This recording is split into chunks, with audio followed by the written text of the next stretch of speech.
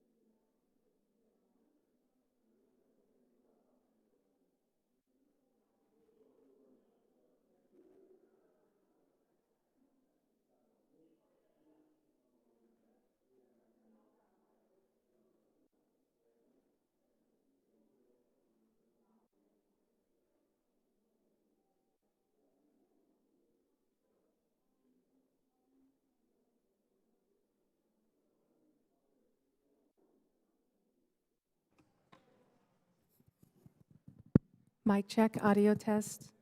Committee on the Judiciary, can you hear me, Michelle?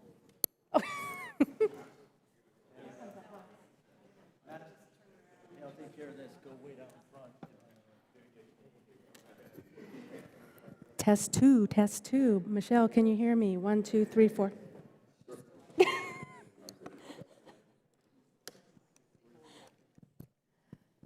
Test three. Let's try this one more time. Michelle, audio test 1, 2, 3, 4. Audio test, mic test, Committee on the Judiciary. Good morning, Michelle.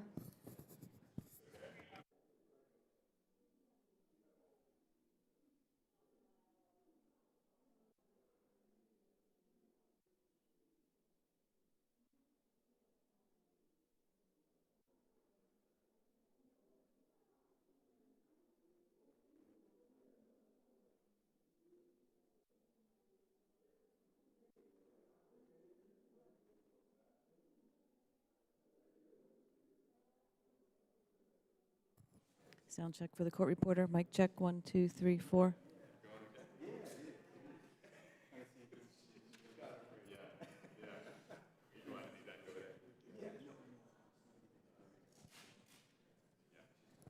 Mic check, 1, 2, 3, 4. Sound check for the court reporter. 1, 2, 3, 4.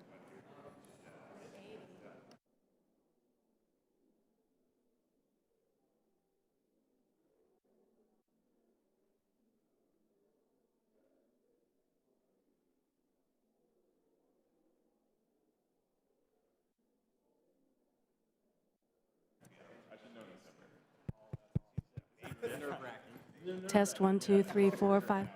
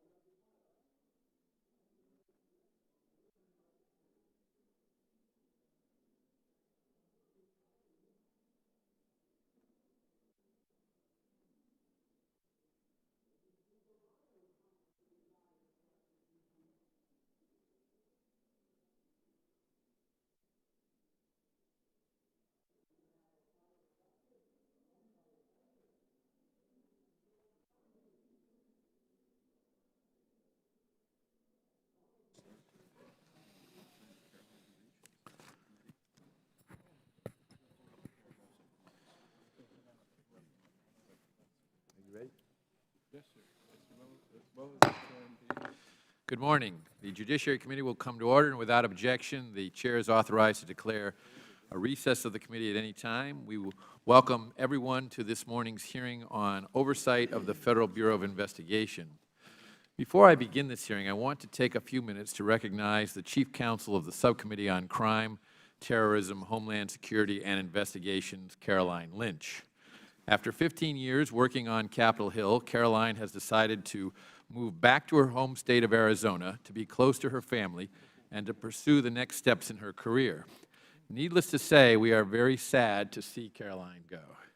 During her time in Washington, D.C., Caroline worked for Representative John Shadegg, both in his personal office and as Chief Counsel of the House Republican Policy Committee. In 2006, Caroline came to work for the House Judiciary Committee, and in 2008, she became Chief Counsel of the Judiciary Committee's Crime Subcommittee. At the committee, Caroline has had an enormous impact on the reform of our criminal and national security laws. Few people in Washington have done as much to promote the safety of our communities. Caroline has overseen the drafting, negotiation, and passage of critical legislation regarding the Foreign Intelligence Surveillance Act, the Electronic Communications Privacy Act, and the most sweeping set of reforms to government surveillance practices in nearly 40 years, the USA Freedom Act, among many other priority legislative initiatives. Anyone who has met Caroline knows she is immensely intelligent, hardworking, loyal, and a discerning Chief Counsel. And of course, those people she has negotiated with have found her to be a skillful and formidable but fair advocate. Her team at the subcommittee know her to be a determined leader and a steadfast friend. I've appreciated Caroline's deep knowledge of criminal laws, the strength of her convictions, and her courage to speak the truth in a place where it is rarely convenient to do so. We wish Caroline well in her new endeavors, and I thank her for her years of dedicated service to this committee, the U.S. House of Representatives, and the American people.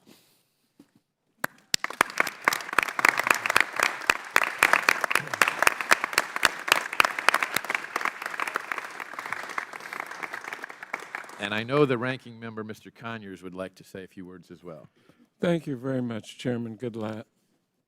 This is indeed a unique moment in our history, and on behalf of the Democratic staff and Democratic members of the committee, I want to recognize Caroline Lynch for her hard work and her dedication for the past 10 years. As Chief Crime Counsel for the Republicans during this time, she worked collegially with her Democratic colleagues on a broad range of criminal justice issues. The Crime Subcommittee is legislatively the busiest subcommittee to me in all of Congress, and every crime-related bill that has been enacted during her time here has had the benefit of her expertise. There are many examples of this, but I will cite her role in helping members find common ground on Section 215 of the Patriot Act so that we could enact important reforms in the USA Freedom Act. This important law will both safeguard our national security and our civil liberties, and it set a precedent for how we can proceed on such issues in the future. Her work on this legislation was essential to its ultimate success. We'll miss her insight on these issues, as well as her friendship and her friendliness, as she leaves the committee for other endeavors in her home state of Arizona. We wish you all the best.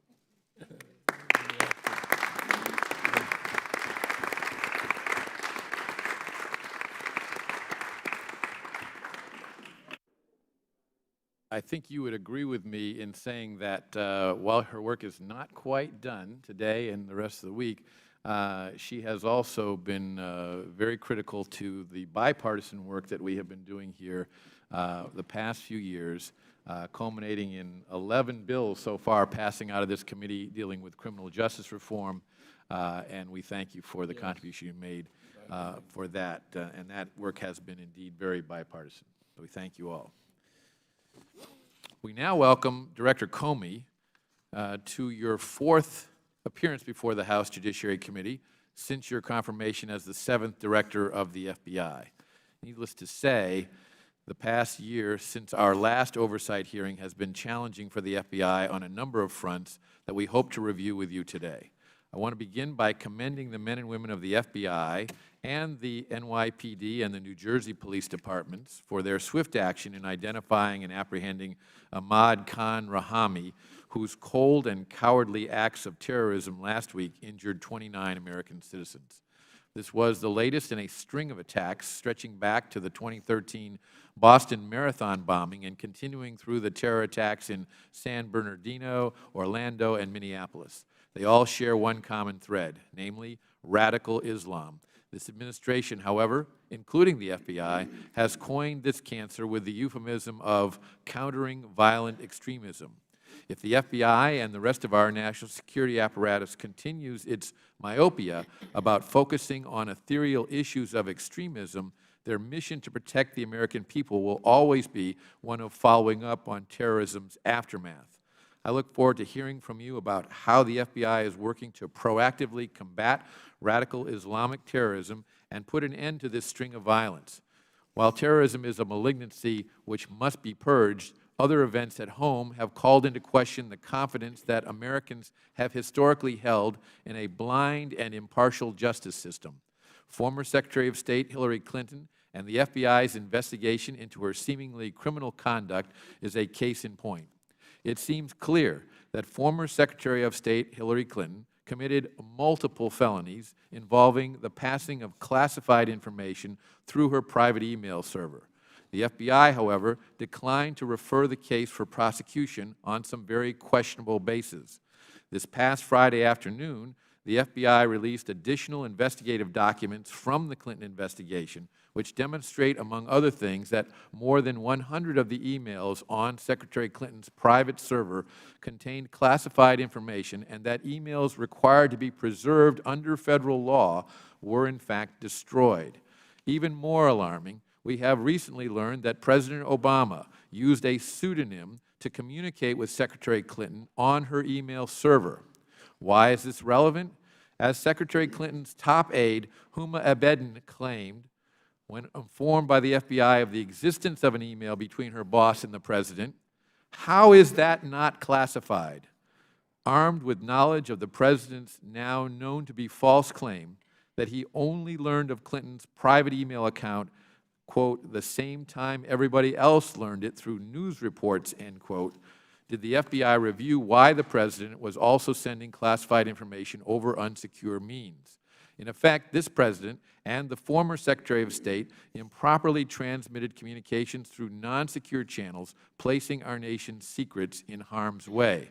Secretary Clinton's decision to play fast and loose with our national security concerned not simply her daughter's wedding planning or yoga routines, but instead, quoting you, Director Comey, quote, 7 email chains concerned matters that were classified at the top secret special access program level when they were sent and received.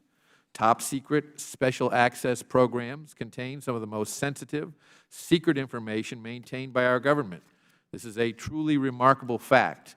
Were anyone of lesser notoriety than Hillary Clinton guilty of doing this, that person would already be in jail.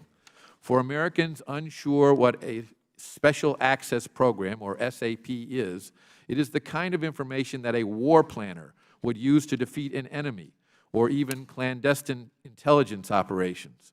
The Wall Street Journal explained that a SAP usually refers to highly covert technology programs, often involving weaponry. Knowledge of these programs is usually restricted to small groups of people on a need-to-know basis. For those wondering whether this kind of information on an unsecure server is a problem, you need read no further than the Huffington Post, which reported Hillary Clinton's private email server containing tens of thousands of messages from her tenure as Secretary of State was the subject of hacking attempts from China, South Korea, and Germany after she stepped down in 2013. To conclude, let me ask everyone to engage in a thought experiment. One of this nation's signature accomplishments in the war on terror was the raid on Abbottabad, Pakistan, on May 2, 2011, that resulted in the killing of Osama bin Laden. That operation, which was conducted by an elite team of U.S. Navy special operators, was, of course, highly classified. Now imagine, if you will, that classified information relating to the raid was passed through a non-secure email server and was accessed by nations or individuals hostile to the United States. Rather than a highly successful covert operation, we might have had a team of dead U.S. servicemen. Hillary Clinton chose to send and receive top-secret information over a personal, unsecure computer server housed in her various homes and once reportedly placed in a bathroom closet. These actions, without a doubt, opened these communications to hostile interception by our enemies and those who wish America harm. These facts, and not the imagined history I have asked you to contemplate, were the basis of the investigation by the FBI, and these are the facts that you, Director Comey, chose to hold unworthy of a recommendation to prosecute, saying that no reasonable prosecutor would bring such a case. We, as Congress and the American people, are troubled how such gross negligence is not punished, and why there seems to be a different standard for the politically well-connected, particularly if your name is Clinton. Mr. Director, I look forward to your testimony today. At this time, I'm pleased to recognize the ranking member of the committee, the gentleman from Michigan, Mr. Conyers, for his opening statement. Thank you, Chairman Goodlatte. Welcome again, Director Comey, for your appearance here today. The FBI's mission is a complex undertaking to protect the United States from terrorism, to enforce our criminal laws, and to lead the nation's law enforcement community. That mission ought to mirror our own priorities in this committee. In the past few days, for example, we have witnessed near-fatal terrorist attacks in Minnesota, New York, and New Jersey. These attacks underscore the growing fear that individuals can be moved to violence at home by the propaganda of ISIS and other terrorist groups abroad, even though they have no direct connection to those organizations. To me, this threat is dire. We should be doing all we can within our communities and within our constitutional framework to mitigate the danger. But will our majority here in the House use their time today to discuss these attacks? I suspect that they will not be in their focus in this campaign season. In Charlotte, in Tulsa, in Dallas, right here in Washington, and in other cities across this country, our citizens demand answers to questions about race and policing and the use of lethal force by law enforcement. Our police are under siege, often under-resourced, and in some cases, hard-pressed to build trust with the communities they serve. Director Comey, your continued work to foster lines of communication between police officers and the general public is commendable and necessary if we are to keep our citizens safe from harm. But will my colleagues discuss this pressing issue with the director of the FBI, whose leadership in the law enforcement community is paramount? I hope so. I'm also afraid their focus may be elsewhere. The FBI is the lead agency in the investigation of cyber-based terrorism, computer intrusions, online sexual exploitation, and major cyber fraud. We've known for some years about the persistent cyber threat to our critical infrastructure. Now we hear reports of a new cyber threat to the very basis of our democratic process. Twice this summer, Director Comey, I wrote to you with my fellow ranking members to ask you to look into reports that Russian state actors are working to undermine our election process. Without objection, Mr. Chairman, I ask that both these letters be placed in the record. Without objection, they will be made a part of the record. Thank you. It is now the clear consensus of the intelligence community that the Russian government was behind the hack of the Democratic National Committee, and not, as some suggested, somebody sitting on their bed that weighs 400 pounds. On Friday, we learned that from one report that the United States intelligence officials are seeking to determine whether an American businessman identified by Donald Trump as one of his foreign policy advisors has opened up private communications with senior Russian officials, including talks about the possible lifting of economic sanctions if the Republican nominee becomes president. The report cites to an unnamed, quote, senior U.S. law enforcement official, end quote, which I presume means someone in your orbit, Mr. Director.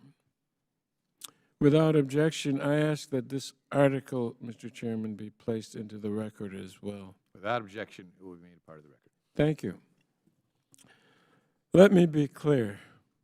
If true, this allegation represents a danger to our national security and a clear violation of federal law, which expressly prohibits this type of back-channel negotiation. And I'm not alone in describing the nature of this threat.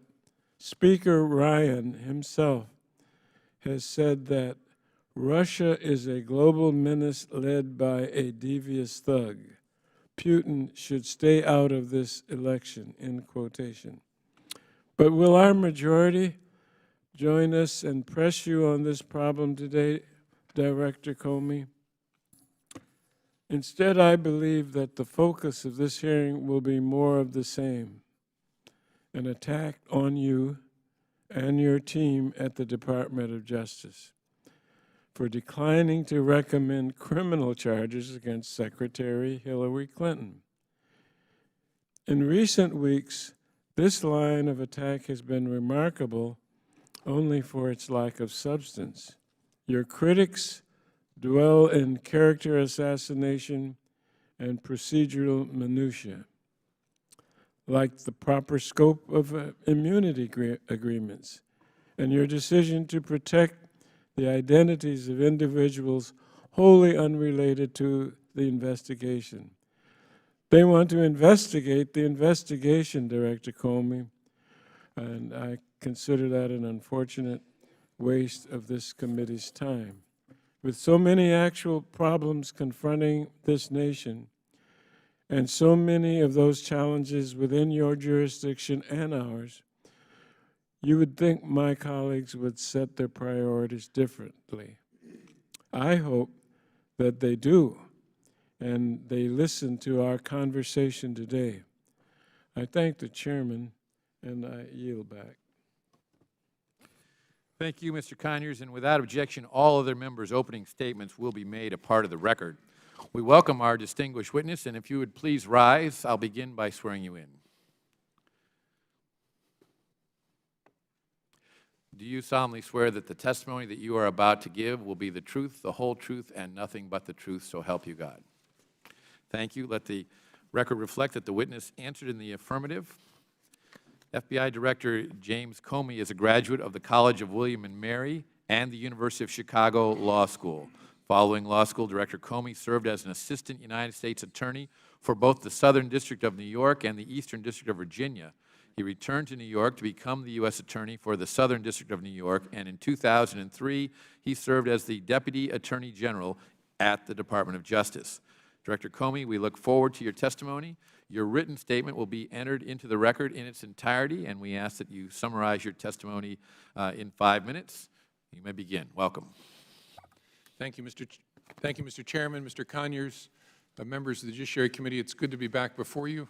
As the Chairman said, for the 4th time. I have 6 more to go, and I look forward to our conversations each time. I know that this morning there will be questions about the email investigation, and I'm happy to answer those to the absolute best of my ability. In July, when we closed this case, I promised unusual transparency, and I think we've delivered on that promise in, frankly, an unprecedented way, and I will do my absolute best to continue to be transparent in every way possible. But what I thought I would do, because I know we'll talk about that quite a bit, I want to just focus on some of the other things the FBI has been doing just in the last couple of weeks. And my objective is to make clear to you and to the American people the quality of the people who have chosen to do this with their lives, to do something that's not about money, it's not about the living, it's about the life that they make. And I just picked 4 different examples of things we've been working on that illustrate the quality of the folks, the scope of the work, which is extraordinary, and the importance of partnerships, because it is true that the FBI does nothing alone.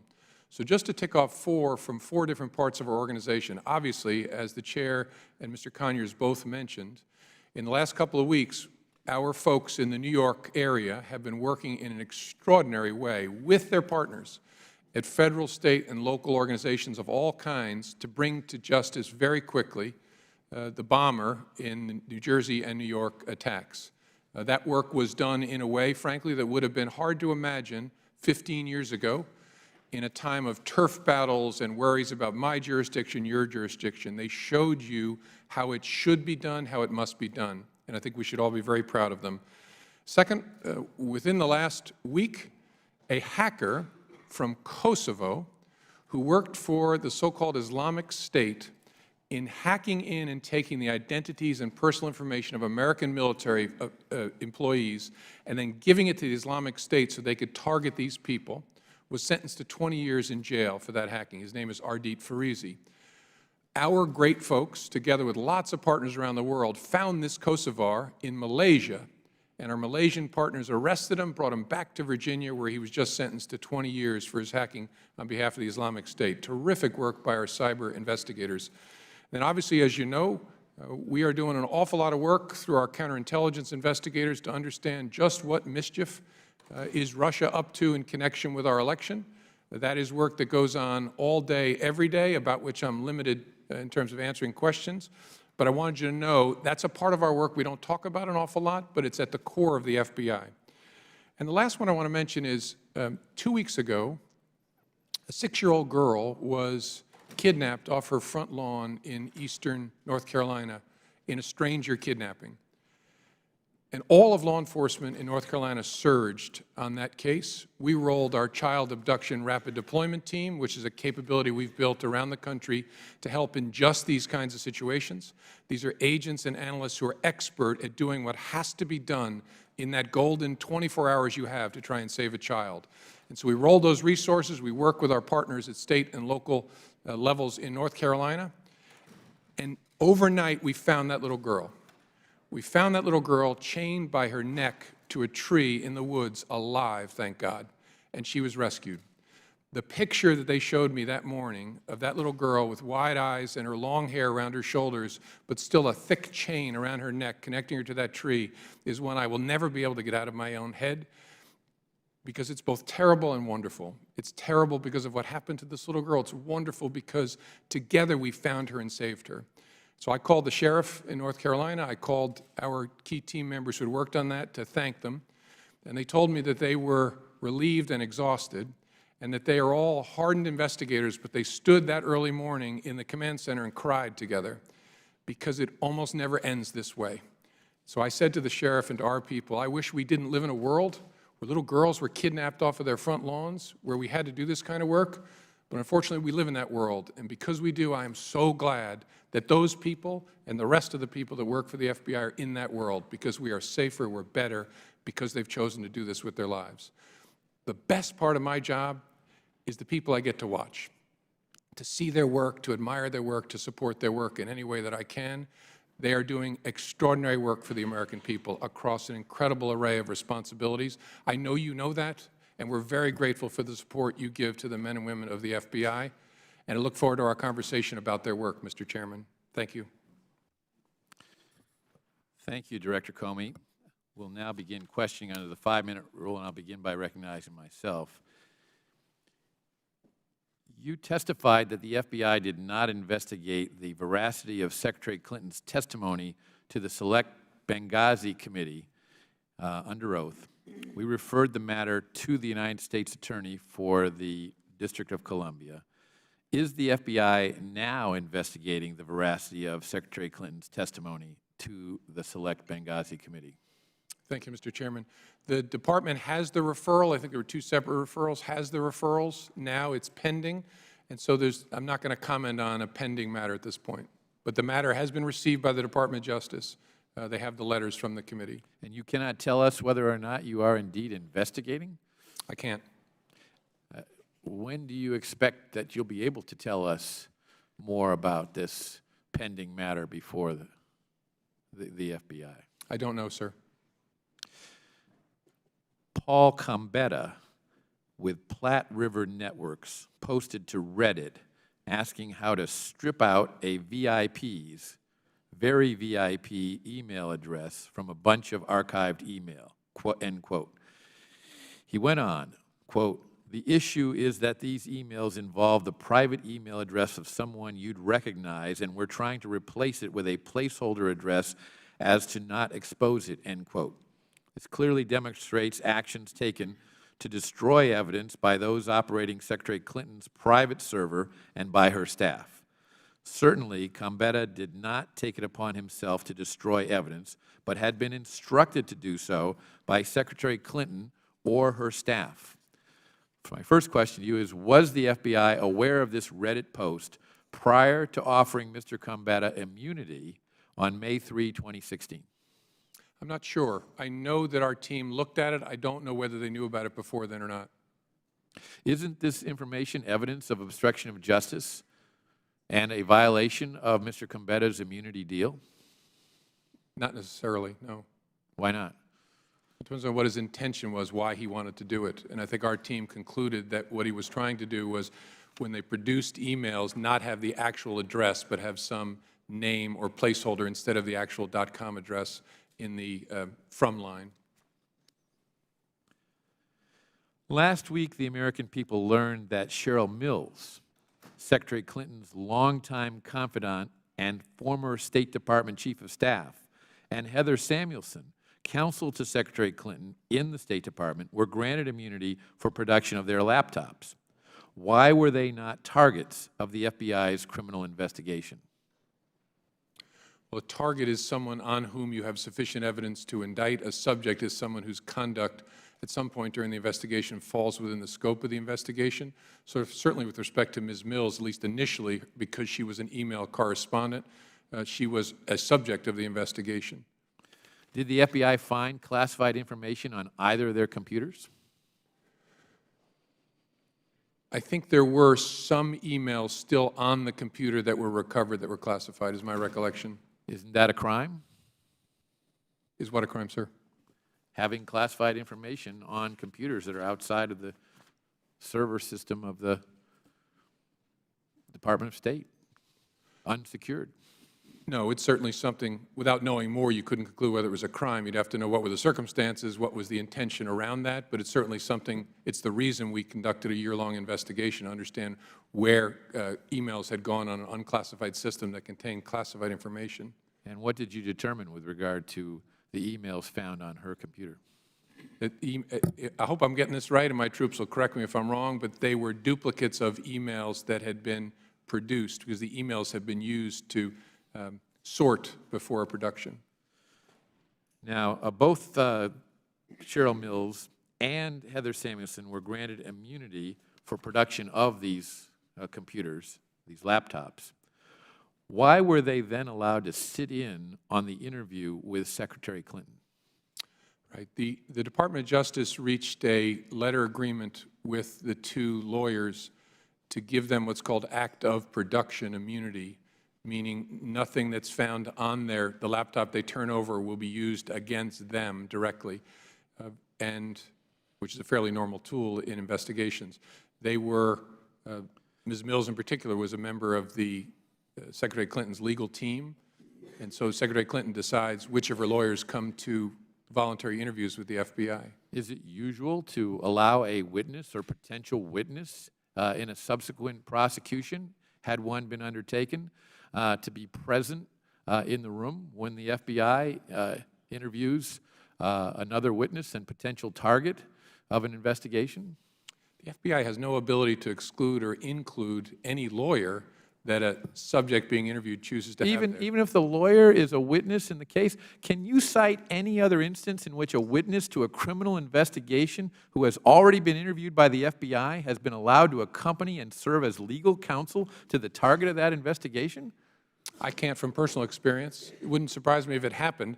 The Department of Justice, the FBI has no ability to decide who comes to an interview in a voluntary interview context. If it was a judicial proceeding, a judge could police who could be there, and obviously lawyers are governed by canons of ethics to decide what matters they can be involved in, but it doesn't fall to us to say you can be in, you can't be in.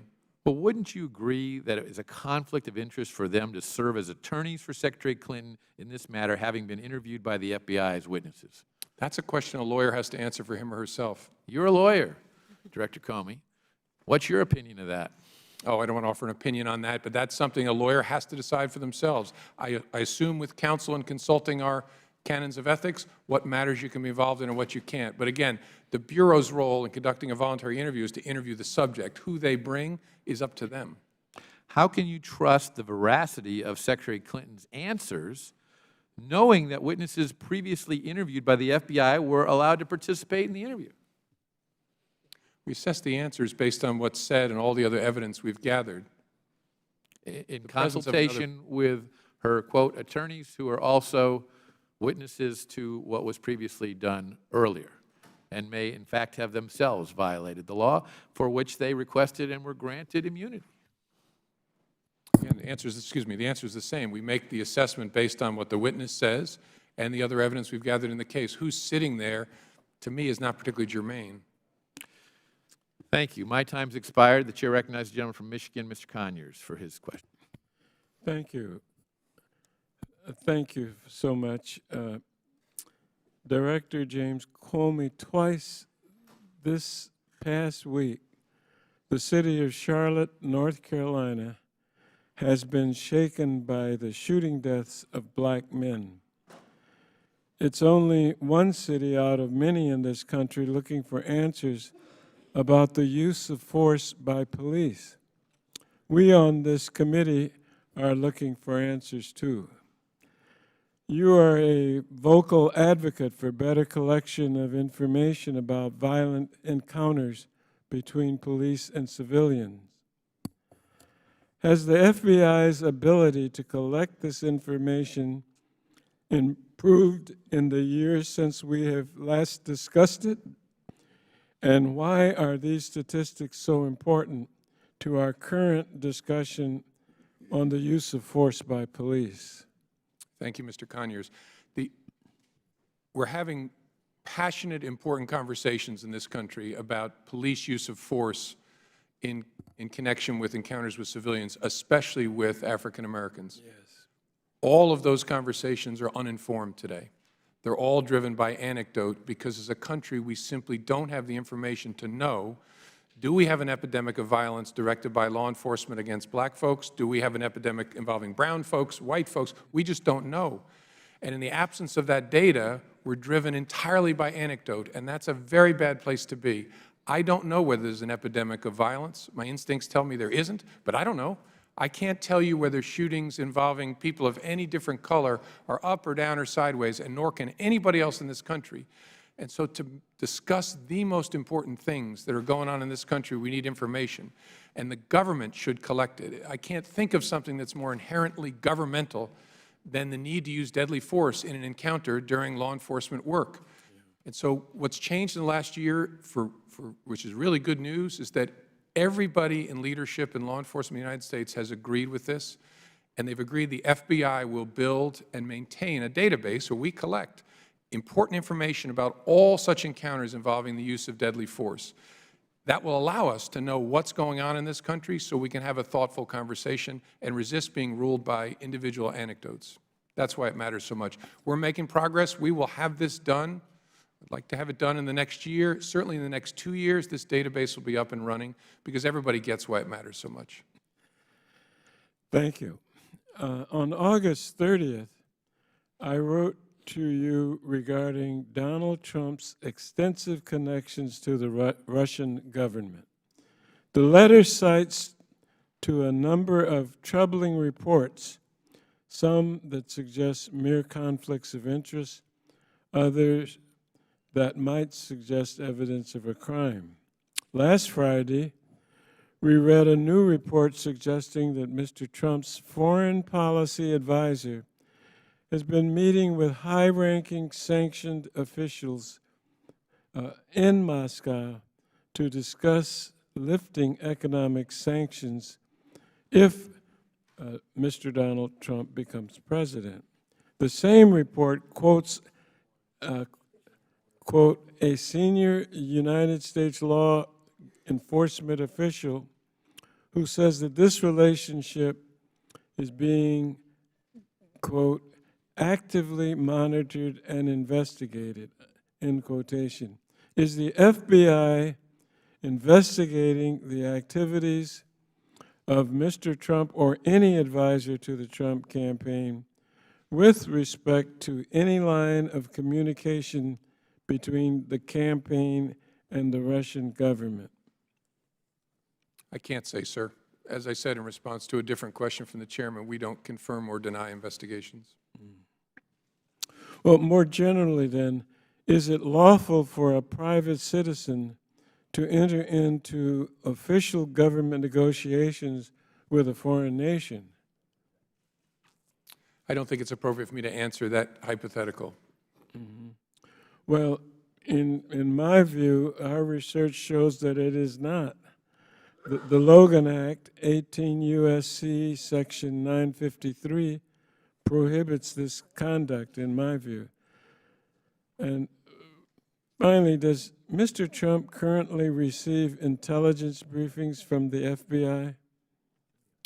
Both candidates and their running mates are offered on a regular basis briefings from the entire intelligence community. Some portion of the first briefing included an FBI segment, so yes. Does his staff attend those meetings as well? No, just the candidate and the vice presidential candidate. And finally, if a member of either You know, I'm wrong. I'm sorry, I got to correct what I said. Each was allowed to bring 2 people. And as I recall, Mr. Trump did bring 2 individuals with clearances to the briefing. Secretary Clinton did not. I'm sorry, I misstated that. All right. Finally, if a member of either campaign were engaged in secret back-channel communications with a foreign adversary, could that line of communication pose a threat to national security? Mr. Conyers, I don't think it's appropriate, given that I'm not commenting on whether we have an investigation, to answer hypotheticals that might make it look like I'm commenting on whether we have an investigation. So I'd prefer not to answer that, sir. Well, thank you for being here today, and I thank the chairman and yield back. Chair, thanks, gentlemen. Recognize the gentleman from Wisconsin, Mr. Sensenbrenner, for 5 minutes. Thank you, Mr. Chairman. Director Comey, welcome. Who authorized granting Cheryl Mills immunity? I'm sorry? Who authorized granting Cheryl Mills immunity? It's a decision made by the Department of Justice. I don't know at what level inside. In our investigations, if any kind of immunity comes from the prosecutors, not the investigators. Okay. Did she request immunity? I don't know for sure what the negotiations involved. I believe her lawyer asked for act of production immunity with respect to the production of her laptop. That's my understanding. But again, the FBI wasn't part of those conversations. Now, it's been a matter of public record that Secretary Clinton brought 9 people into the room where 2 FBI agents were questioning her. Is that normal practice? No, there is a normal practice. I've been in, done interviews with a big crowd and some with just the subject. It's unusual to have that large a number, but it's not unprecedented in my experience. Now, Cheryl Mills, also stated that she was an attorney. I'm very concerned that when a fact witness represents a client who might be the target of an investigation, there's a conflict of interest. And, rather than letting Ms. Mills make a determination, would the FBI be willing to refer the matter of a fact witness, Ms. Mills in this case, representing a target, Secretary Clinton in this case, to the appropriate bar association for investigation?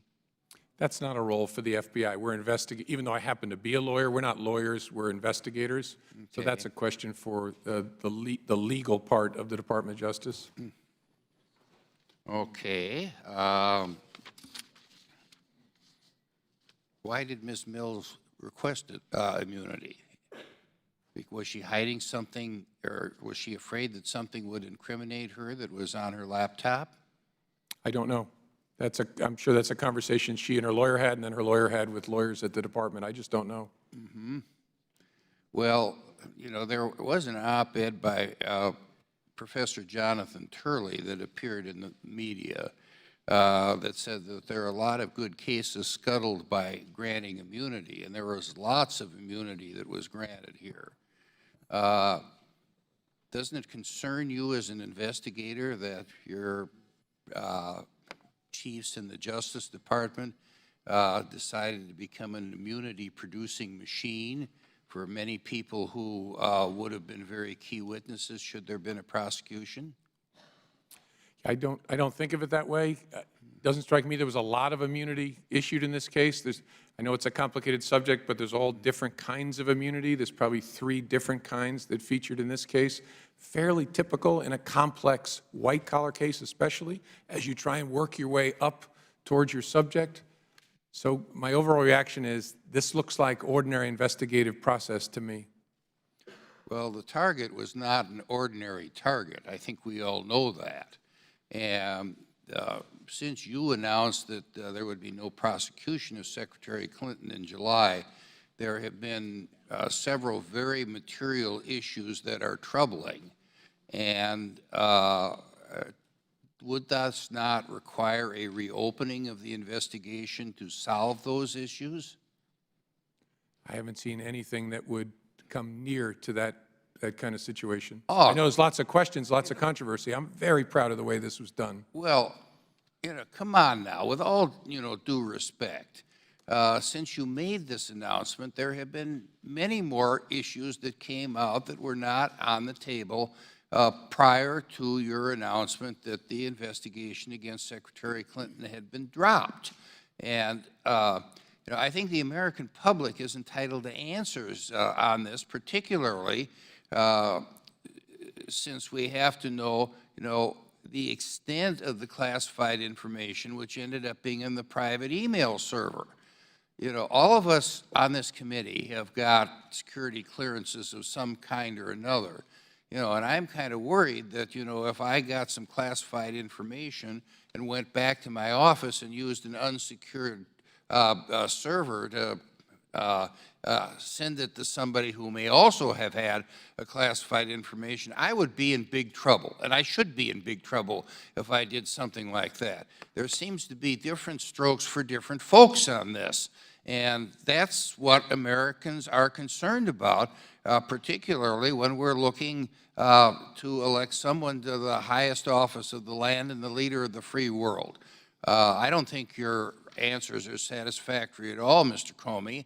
I do have a great deal of respect for you, but I think that there's a heavy hand coming from someplace else, and with that, I yield back.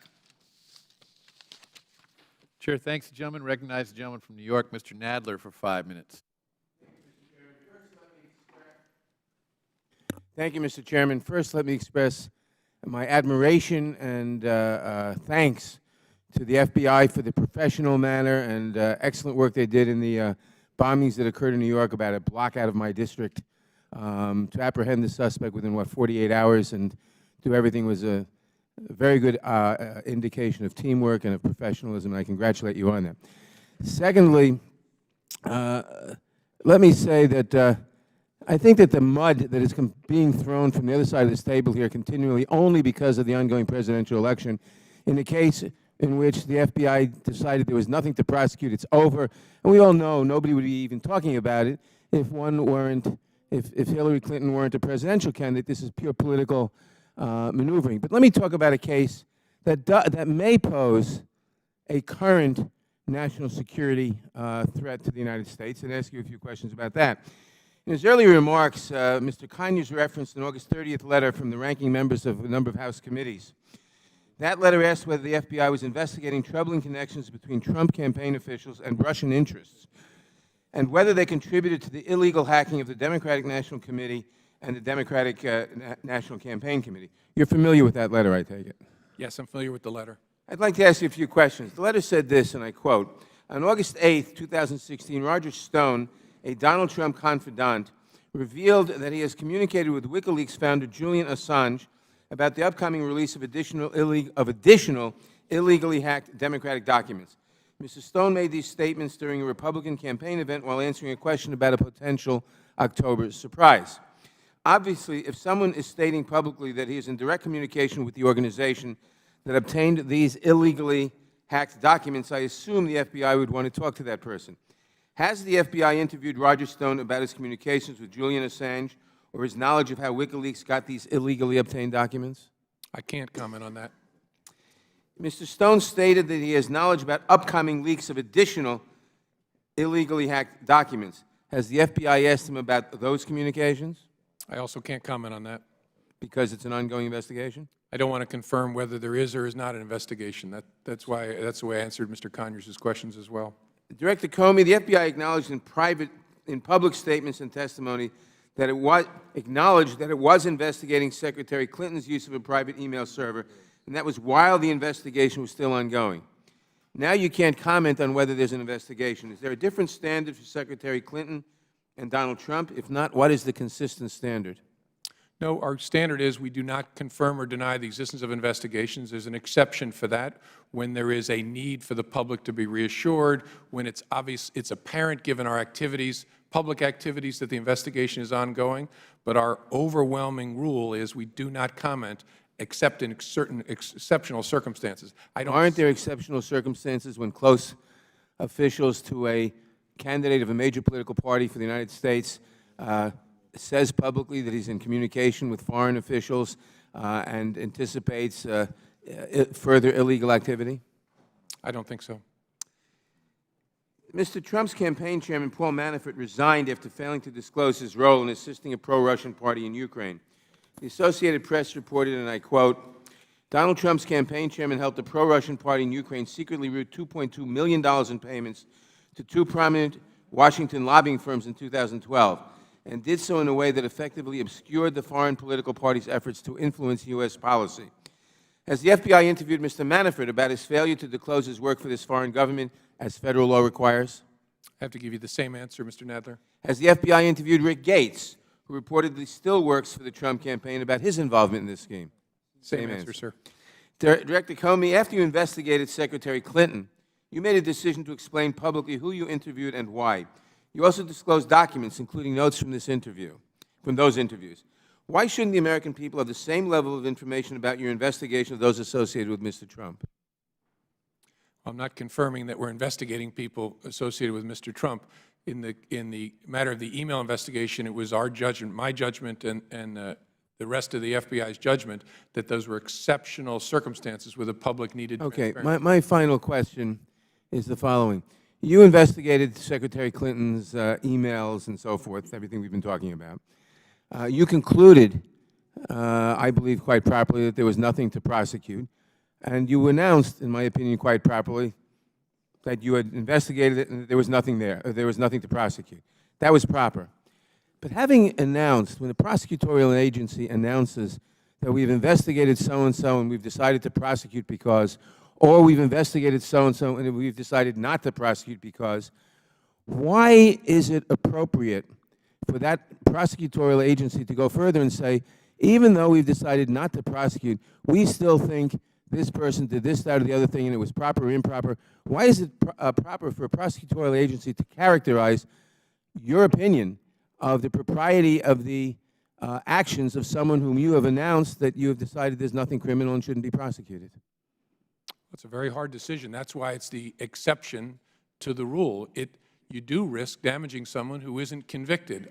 The judgment I made in this case is, given the unusual, in fact, I hope unprecedented nature of this investigation, that it was appropriate to offer that transparency. Not an easy call. I really wrestled with it, but I think on balance it was. Let me just say, before my time expires, that I think, and I'm just talking for myself, that that was highly inappropriate, that having determined that there was nothing to prosecute and having announced that quite properly, for a prosecuting agency, for the Department of Justice to comment with comments that will be looked upon as authoritative, that what she did was right or wrong or good or bad, is not the appropriate role of a prosecuting agency, and risks, not in this case perhaps, but risk, and I talk really now because of the future. I don't want to see that happen again with regard to anybody, because it puts anybody who did not commit a crime, who you have determined, you or the Justice Department, whoever is determined, did not commit a crime, or there's no evidence sufficient to prosecute, puts them at the mercy of the opinion of an individual or individuals within the prosecuting agency, and that's just not right under our system. I yield back. Time of the gentleman has expired. Chair recognizes the gentleman from Texas, Mr. Smith, for 5 minutes. Thank you, Mr. Chairman. Director Comey, thank you for those examples of the FBI's good work in your opening statement. I think we all appreciated what the FBI has done. My first question is this: would you reopen the Clinton investigation if you discovered new information that was both relevant and substantial? It's hard for me to answer in the abstract. We would certainly look at any new and substantial information. Yeah.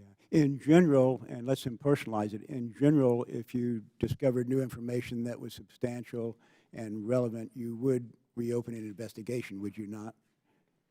Again, even in general, I don't think we can answer that in the abstract. What we can say is, if any investigation, if people have new and substantial information, we'd like to see it so we can make an evaluation. Okay. Let me give you some examples and mention several new developments that I think have occurred and ask you if you have become aware of them. The first example is what the chairman mentioned a while ago. An employee at a company that managed former Secretary Clinton's private email server said, quote, "I need to strip out a VIP's, very VIP, email address from a bunch of archived emails. Basically, they don't want the VIP's email address exposed to anyone." I assume you're aware of that. I'm aware of that. Okay. The same employee called a new retention policy designed to delete emails after 60 days a, quote, Hillary cover-up operation. And you saw that, did you not? Say the last. I'm sorry, Mr. Smith, I couldn't hear the last. Same employee called a new retention policy designed to delete emails after 60 days a Hillary cover-up operation. You saw that? I don't know that particular language. Okay. We'll get you the source, but you can take my word for it that that's what he said. I will. Another example, a former Clinton Foundation employee who also managed the Clinton server destroyed devices used by former Secretary Clinton by smashing them with a hammer. You're aware of that? Yes. Okay. Two employees of the company that managed former Secretary Clinton's server recently pled the Fifth Amendment to Congress to avoid self-incrimination. You're aware of that? Yes. Okay. And then lastly, 15,000 more work-related emails were discovered, though there had been an attempt to wrongly delete them. And you're aware of that? I think we discovered them. Right. To me, Director Comey, what I've cited are not the actions of innocent people. There is a distinct possibility that Mrs. Clinton or her staff directed others to destroy evidence in a government investigation, which of course is against the law. So I would urge you to reopen your investigation. Do you want to comment on that? I don't. Okay. I know you can't tell us whether you have or have not, but I believe I've given evidence of new information that is relevant and substantial that would justify reopening the investigation. My next question is this. I know you've granted immunity to a number of individuals, but if you had new information that is relevant and substantial, you would be able to investigate them further, wouldn't you? Not to quibble, the FBI doesn't grant immunity to anybody. The Department of Justice is able to grant very different kinds of immunity. Yeah, and immunity, if new and substantial evidence develops, either that a witness lied under a grant of use immunity or under any kind of immunity, of course, the Department of Justice can pursue it. Okay. Nobody gets lifetime immunity. Right. Okay. Thank you, Director Comey. Last question is this. As chairman of the Science Committee, I issued the FBI a subpoena on September 19, 2016. The due date for a response was 2 days ago, September 26. Bureau staff has still not provided the requested information and documents. Yesterday, we pointed out to them that the Science Committee has jurisdiction over the National Institute of Standards and Technology, which sets standards for the Federal Information Security Modernization Act of 2014. I trust you intend to comply with the subpoena. I intend to continue the conversations we've been having about the subpoena. Yeah. As you know, we've made a lot of documents available to at least 6 committees. And the question of whether we should make them available to another committee is something that we're struggling with, but talking to your folks about. To me, there's no struggle. If we have clear jurisdiction which we can demonstrate, it, I think, obligates you to comply with the subpoena. Yes, sir. We're not trying to be disrespectful. We're just not sure we see the jurisdictional issue the way that your folks do, but we're continuing to talk about it. Okay. Thank you, Director Comey. Would the gentleman yield? I'll yield to the gentleman from California. Thank you. The chairman of the full committee had asked something earlier, and I just want to point out and ask it to be placed in the record. According to the Maryland Code of Ethics, 19301.11, it specifically prohibits a former or current government officer or employee from acting as a counsel to someone that they represented in government. I'd like that to be placed in the record. In light of the fact that the Maryland Bar Without has objection, it will be made a part of the record. in light of the fact the Maryland Bar has this prohibition, would that have changed your view of allowing her in and saying you had no authority? I'm not qualified, nor am I going to answer questions about legal ethics in this forum. The FBI has no basis to exclude somebody from an interview who the subject of the interview says is on their legal team. Okay. Thank you, Director Comey. Thank you, Mr. Chairman. Yield back. Chair thanks the gentleman, recognizes the gentlewoman from California, Ms. Lofgren, for 5 minutes. Thank you, Mr. Chairman, and thank you, Director Comey, for once again appearing before this committee as you appear before so many committees here on the House. Sometimes I wonder how you get any work done at all that you are called up here so frequently. You know, there's been a lot of focus on the private email that Secretary Clinton used, just as her predecessor, Colin Powell, used. So far as I'm aware from the public comments, there's no forensic evidence that there was a breach of that service, although theoretically you could intrude and not leave evidence. But there's been very little focus on the breach at the State Department email system. Now, it's been reported in the press that this breach of the State Department email system was one of the largest ever of a federal system and was accomplished by, according to the press, either China or Russia. I'm wondering if you are able to give us any insight into whether it was in fact the Russians who hacked into the State Department email system or whether that's still under investigation. Not in this open forum, I can't. All right. I'm hoping that we can get some insight in an appropriate classified setting on that. Now, we have watched with some concern, and I know you are also concerned, about the Russian intrusion into our election system. It's been reported to us that the Russians hacked into the Democratic National Committee database. They also hacked into the Democratic Congressional Campaign Committee, and it seems that they are making an effort to influence the outcome of this election. We've been warned that the information stolen might not just be released, but also be altered and forged and then released in an effort to impact the election here in in the United States. Yesterday, there were press reports, and I don't know if they're accurate, and I'm interested if you're able to tell us, that the Russians have also hacked the telephones of Democratic staffers, and that there was a request for Democratic staffers to bring their cell phones into the FBI to have them mirrored. Can you tell us anything about that? I can't at this point. What I can say in response to the first part of your question, any hacking is something we take very seriously. Any hacking in connection with this nation's election system is something we take extraordinarily seriously, the whole of government. And so it is something the FBI is spending a lot of time on right now to try and understand, so what are they up to and what does it involve and what's the scope of it, to equip the President to decide upon the appropriate response. And so that's one of the reasons I have to be very careful about what I say about it. That work is ongoing. I should make clear to folks, when we talk about our election system, there's been a lot of press reporting about attempts to intrude into voter registration databases. Those are connected to the Internet. That's very different than the electoral mechanism in this country. No, we had actually a hearing, and I had the chance to talk to Alex Padilla, who's the Secretary of State in California. Number one, they encrypt their database. Number two, even if you were to steal it, there's backups that you couldn't steal. So you can't really manipulate that, but you could cause a lot of damage.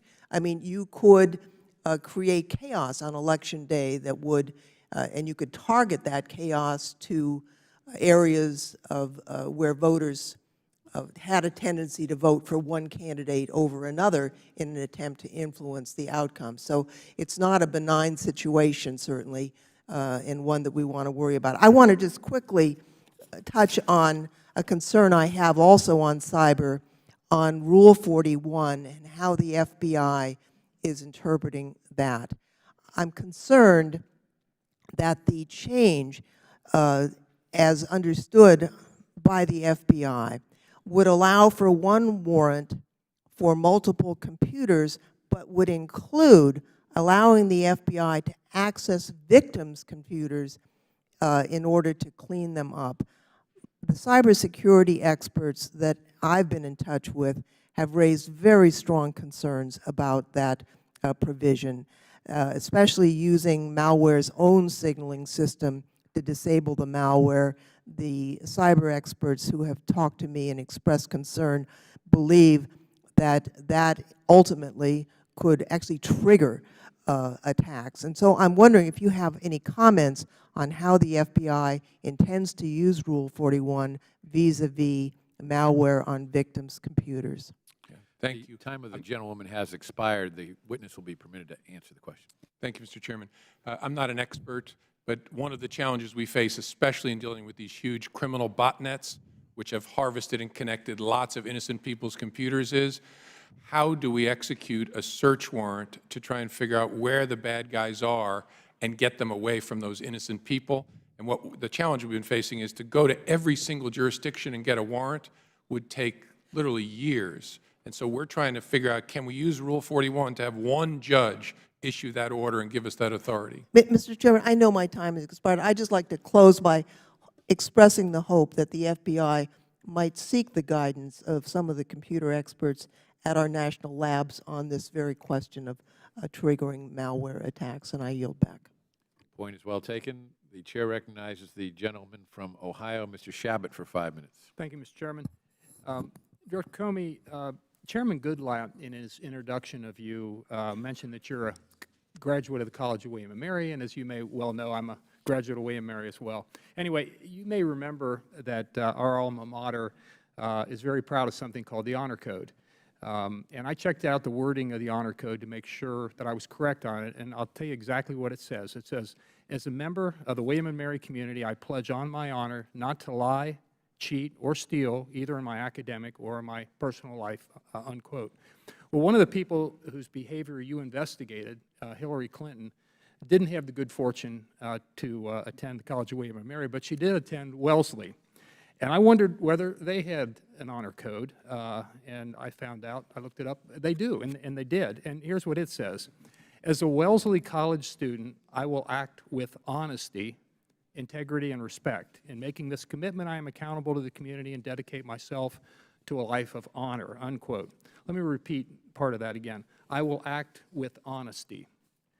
Now, I'm sure the young women attending Wellesley today and those that have attended it in the past are proud that one of their own could be the next President of the United States. But a majority of the American people have come to the conclusion that Hillary Clinton is not honest and cannot be trusted. It's about 2 to 1 who say that she's dishonest. In the latest Quinnipiac poll, for example, the question being, would you say that Hillary Clinton is honest or not? 65% said no, and only 32% said yes, she is honest. You know, Republicans and Democrats, not surprisingly, were overwhelmingly one way or the other, but independents, 80% of them said nope, she's not honest, and only 19% of them said she is. So, Director Comey, since you and your people were the ones who investigated Hillary Clinton's email scandal, I'd just like to ask a couple of questions. First, Hillary Clinton claimed over and over that none of the emails that she sent contained classified information. Was she truthful when she said that? As I said when I testified in July, there were, I'm forgetting now after 2.5 months the exact number, but there were 80 or so emails that contained classified information. Okay, so she said they didn't contain classified information, and they did, so that sounds like not being truthful. Not trying to put words into your mouth, but I think that's what that means. Hillary Clinton then came up with a fallback position saying, well, none of the emails I sent were marked classified, but that wasn't true either, was it? There were 3, as I recall, 3 emails that bore within the body of the text a portion marking that indicated they were classified confidential. And again, not putting words in your mouth, but I think that means that no, she didn't tell the truth in that particular instance. Hillary Clinton said she decided to use a personal email server system for convenience, and that she'd only have to carry around one BlackBerry. Was she being truthful when she said she just used one device? She used, during her tenure as Secretary of State, multiple devices, not at the same time, but sequentially. Okay, again, I'm going to take that as she said one and it was more, so therefore not honest. And in fact, some of the devices were destroyed with a hammer, as has already been mentioned. Is that the type of behavior that you would expect from someone who was being fully cooperative with an investigation, destroying devices containing potential evidence with a hammer? Well, we uncovered no evidence that devices were destroyed during the pendency of our investigation. And so why people destroy devices when there's no investigation is a question I'm not able to answer. Okay, thank you. Mr. Director, a little less than 2 months ago, Hillary Clinton, in talking about her emails, claimed that you said, and I quote, that my answers were truthful. PolitiFact, by the way, gave this claim a pants-on-fire rating. Did you say that she was telling the truth with respect to her email claims? I did not. I never say that about anybody. Our business is never to decide whether we believe someone. Our business is always to decide what evidence do we have that would convince us not to believe that person. It's an odd way to look at the world, but it's how investigators look at the world. Thank you. Director Comey, it must have been, and I'm almost out of time, it must have been very awkward for you. You're tasked with investigating a person who could be the next President of the United States. And the current President of the United States has already prejudged the case and telegraphed to you and the entire Justice Department that he, your boss, has come to the conclusion that there's not even a smidgen of corruption, his own words, before you've even completed your investigation. You were aware that he'd said that, weren't you?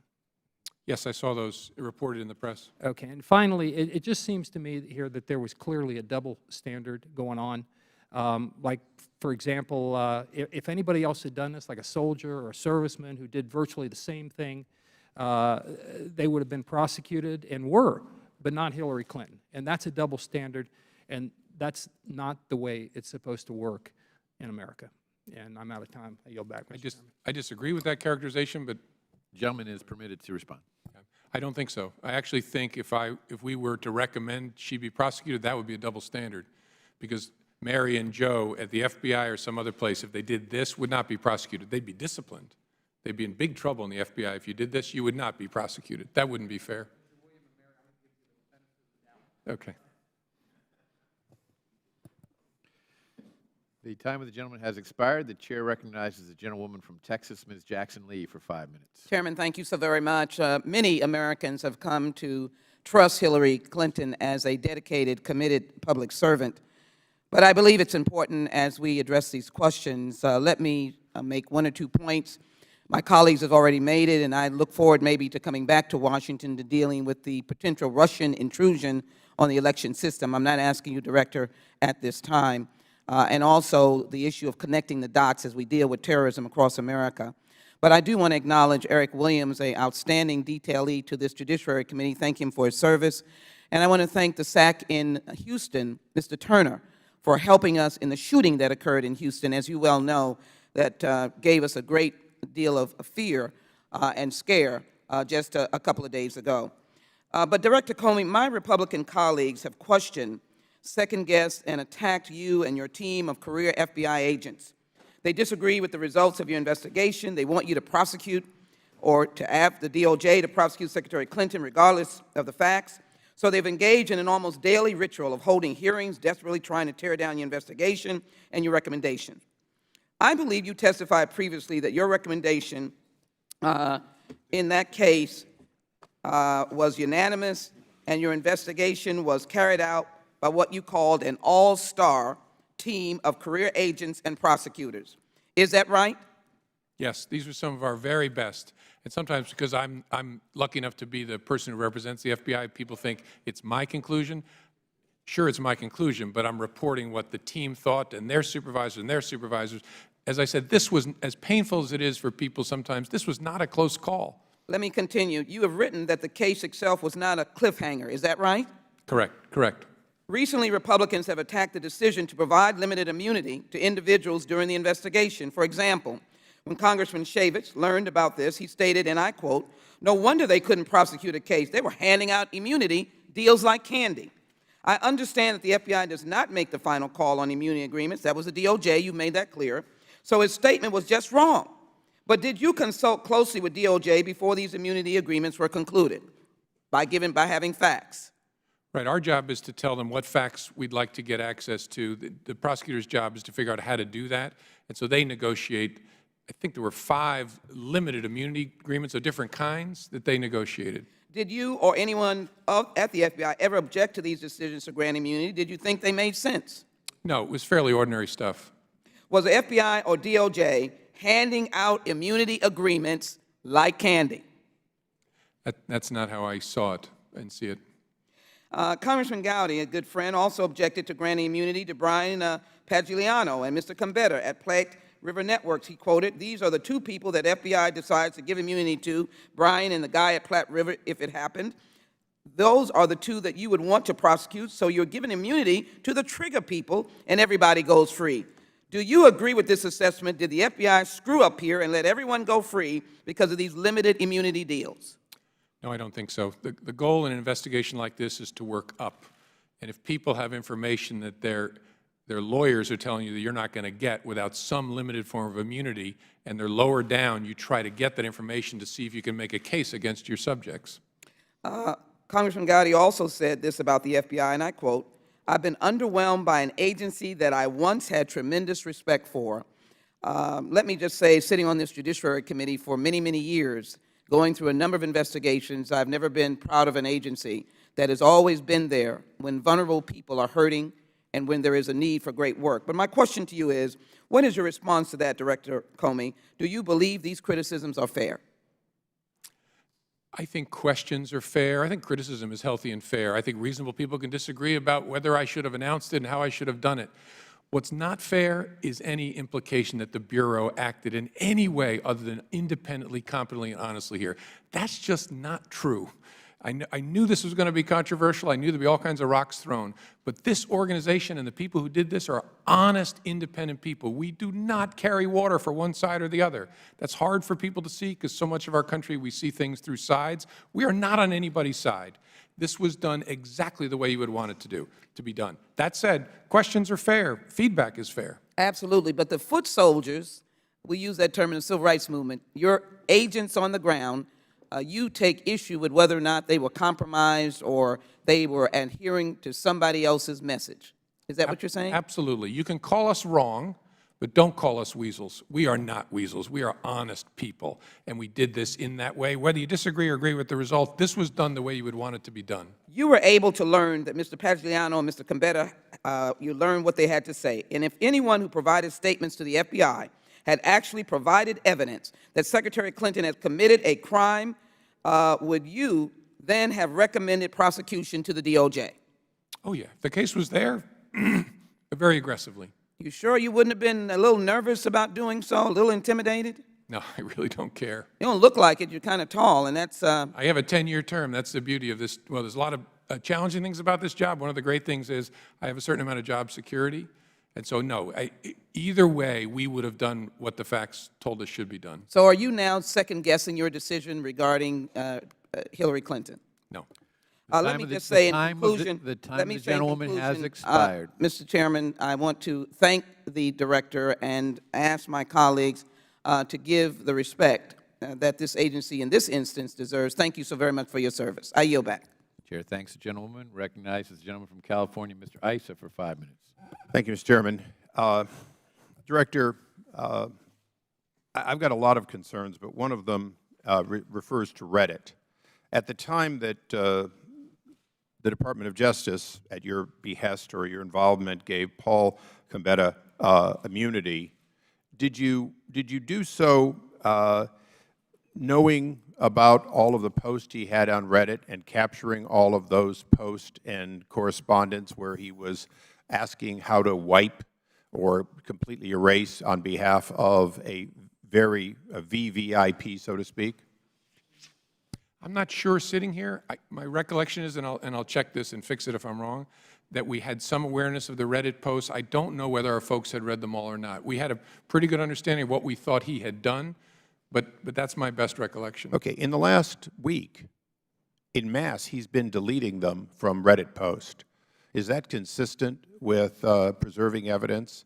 And I say that because there's still an ongoing interest by Congress, and only in spite of Reddit's own senior, what they call flak team, trying to hide it, only because a few people caught it, do we even know about it, and is this and other committees interested in getting the backups that may exist on these deletions? I guess my question to you is he destroying evidence relevant to congressional inquiries? And I'll answer it for you, yes, he is. And what are you going to do about it? That's not something I can comment on. Well, let me go into something that concerns this body in a very specific way. As a former chairman issuing subpoenas, I issued a subpoena, and additionally, I issued preserved letters. In addition to that, now Chairman Chaffetz issued what were effectively preserved letters. Some of them were directly to Hillary Rodham Clinton while she was still Secretary. Others, the subpoena in 2013 was to Secretary Kerry. These individuals destroyed documents pursuant or took it out of federal custody pursuant to our subpoena and our discovery. As a result, they committed crimes. My question to you is, when I was a chairman and I wanted to grant immunity to somebody, I had to go notice the Department of Justice, and you were consulted. Isn't that correct? In a particular matter? In any matter. I don't know whether the FBI is consulted in that circumstance. Okay. For the record, yes, the Department of Justice does not grant immunity without checking with federal law enforcement to see whether it will impact any ongoing investigation. That's the reason we have a requirement to give notice. When the reverse was occurring, you were handing out like candy, according to some, immunity. Did you, or to your knowledge, Department of Justice, confer with Chairman Goodlatte, Chairman Chaffetz, Chairman Smith, or any of the other chairmen who had ongoing subpoenas and investigations? Not to my knowledge. So isn't there a double standard that when you granted immunity to these 5 individuals, you took them out of the reach of prosecution for crimes committed related to destruction of documents or withholding or other crimes pursuant to congressional subpoenas? I don't think anybody was given transactional immunity. Oh, really? Now, we have not allowed to make your immunities public, but I'm going to take the privilege of making one part of it public. I read them. You gave immunity from destruction to both of those attorneys, not just turning them over, the documents over, specifically destruction. You did the same thing with these other two individuals, Brian and Paul Cabetta. You gave them immunity from destruction. Yeah, I don't think, well, again, I could always be wrong, but I don't have them in front of me either. Well, because you don't let us take them out of the SCIF, it's a little hard for us too. But the fact is, when you read them, my answer, I'm pretty sure that what was granted was use immunity.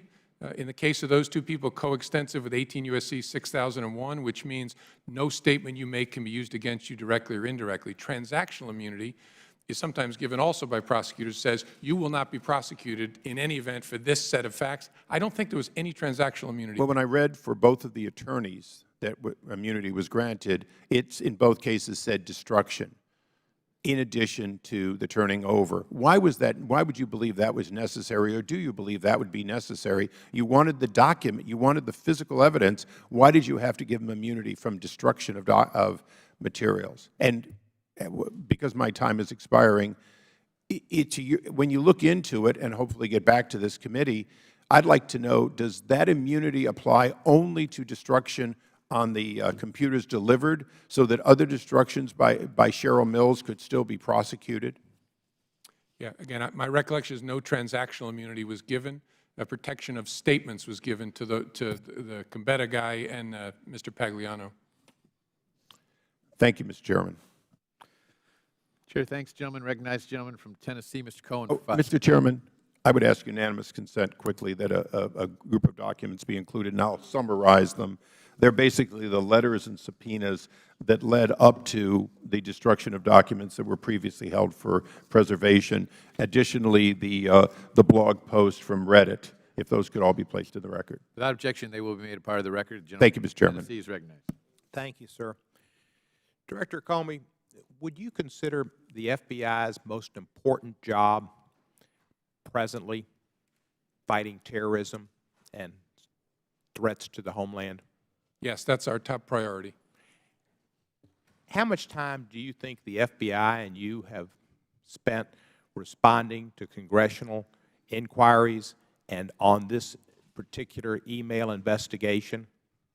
Could you give me an idea how many months or years have been expended on responding to the different committees that have called you in time after time after time and repetitiously accused you of doing politics rather than being an FBI director?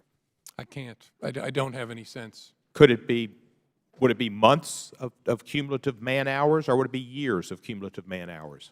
You know, I don't know. A lot of folks have done a lot of work to try and provide the kind of transparency that we promised. It's been a lot by a lot of people. I just don't have a sense of the... How many hours have you spent before Congress on this? Testimony, 4 hours and 40 minutes without a bathroom break, I want to note for the record. And whatever today is, those would be the two main appearances. I was asked questions at Senate Homeland yesterday about this, and then House Homeland in July, I think. So I'm guessing 10 hours or so. And you prepared for this, though. I mean, 10 hours is just like the iceberg. Oh, sure. Yeah. Could your time and the FBI times better be used fighting terrorist threats here in America? You know, we're still doing it all. So no one should think that we've taken a play off because we're also doing oversight. We do it. We do both. In the case in New York where Mr. Rahami tried to detonate some bombs, did detonate a bomb, his father had accused him of being a terrorist at one time, and he'd stabbed his brother and was in jail. Did the FBI interview him when he was in jail about his possible terrorist tendencies and his trips to Pakistan or Afghanistan? I'll answer that. I'm trying to be very circumspect in how I answer questions about the case because the guy's alive and is entitled to a fair trial, and so I don't do anything that would allow him to argue he lost the ability to have a fair trial. The answer is we did not interview him when he was in jail in 2014. Yeah. And why would that be? You interviewed the father, I believe. You might have talked to the brother. You might have talked to a friend. The best evidence was him. He's in jail. He didn't have to, you know. Why did they not go and talk to him? Yeah, sitting here, I don't want to answer that question yet. I've commissioned, as I do in all of these cases, a deep look back. We're trying to make the case now. We will go back very carefully, try to understand what decisions the agents made who investigated that and why, and whether there is learning from that. So I don't want to answer it just now because I'd be speculating a bit. Thank you, sir. Some people have suggested you made a political calculation in your recommendation dealing with Secretary Clinton and the emails. Did you make a political calculation in coming to your ultimate decision? None. Some said that on national television that Secretary Clinton's emails were destroyed after a directive from the Clinton campaign. You announced your decision. You stated publicly, and I quote, "We found no evidence that Secretary Clinton's emails were intentionally deleted in efforts to conceal them." Is that not correct? That's correct. Others have said they lost confidence in the investigation and questioned the genuine effort in which it was carried out. Did the FBI make a genuine effort to carry out a thorough investigation? Oh, yes, very much. And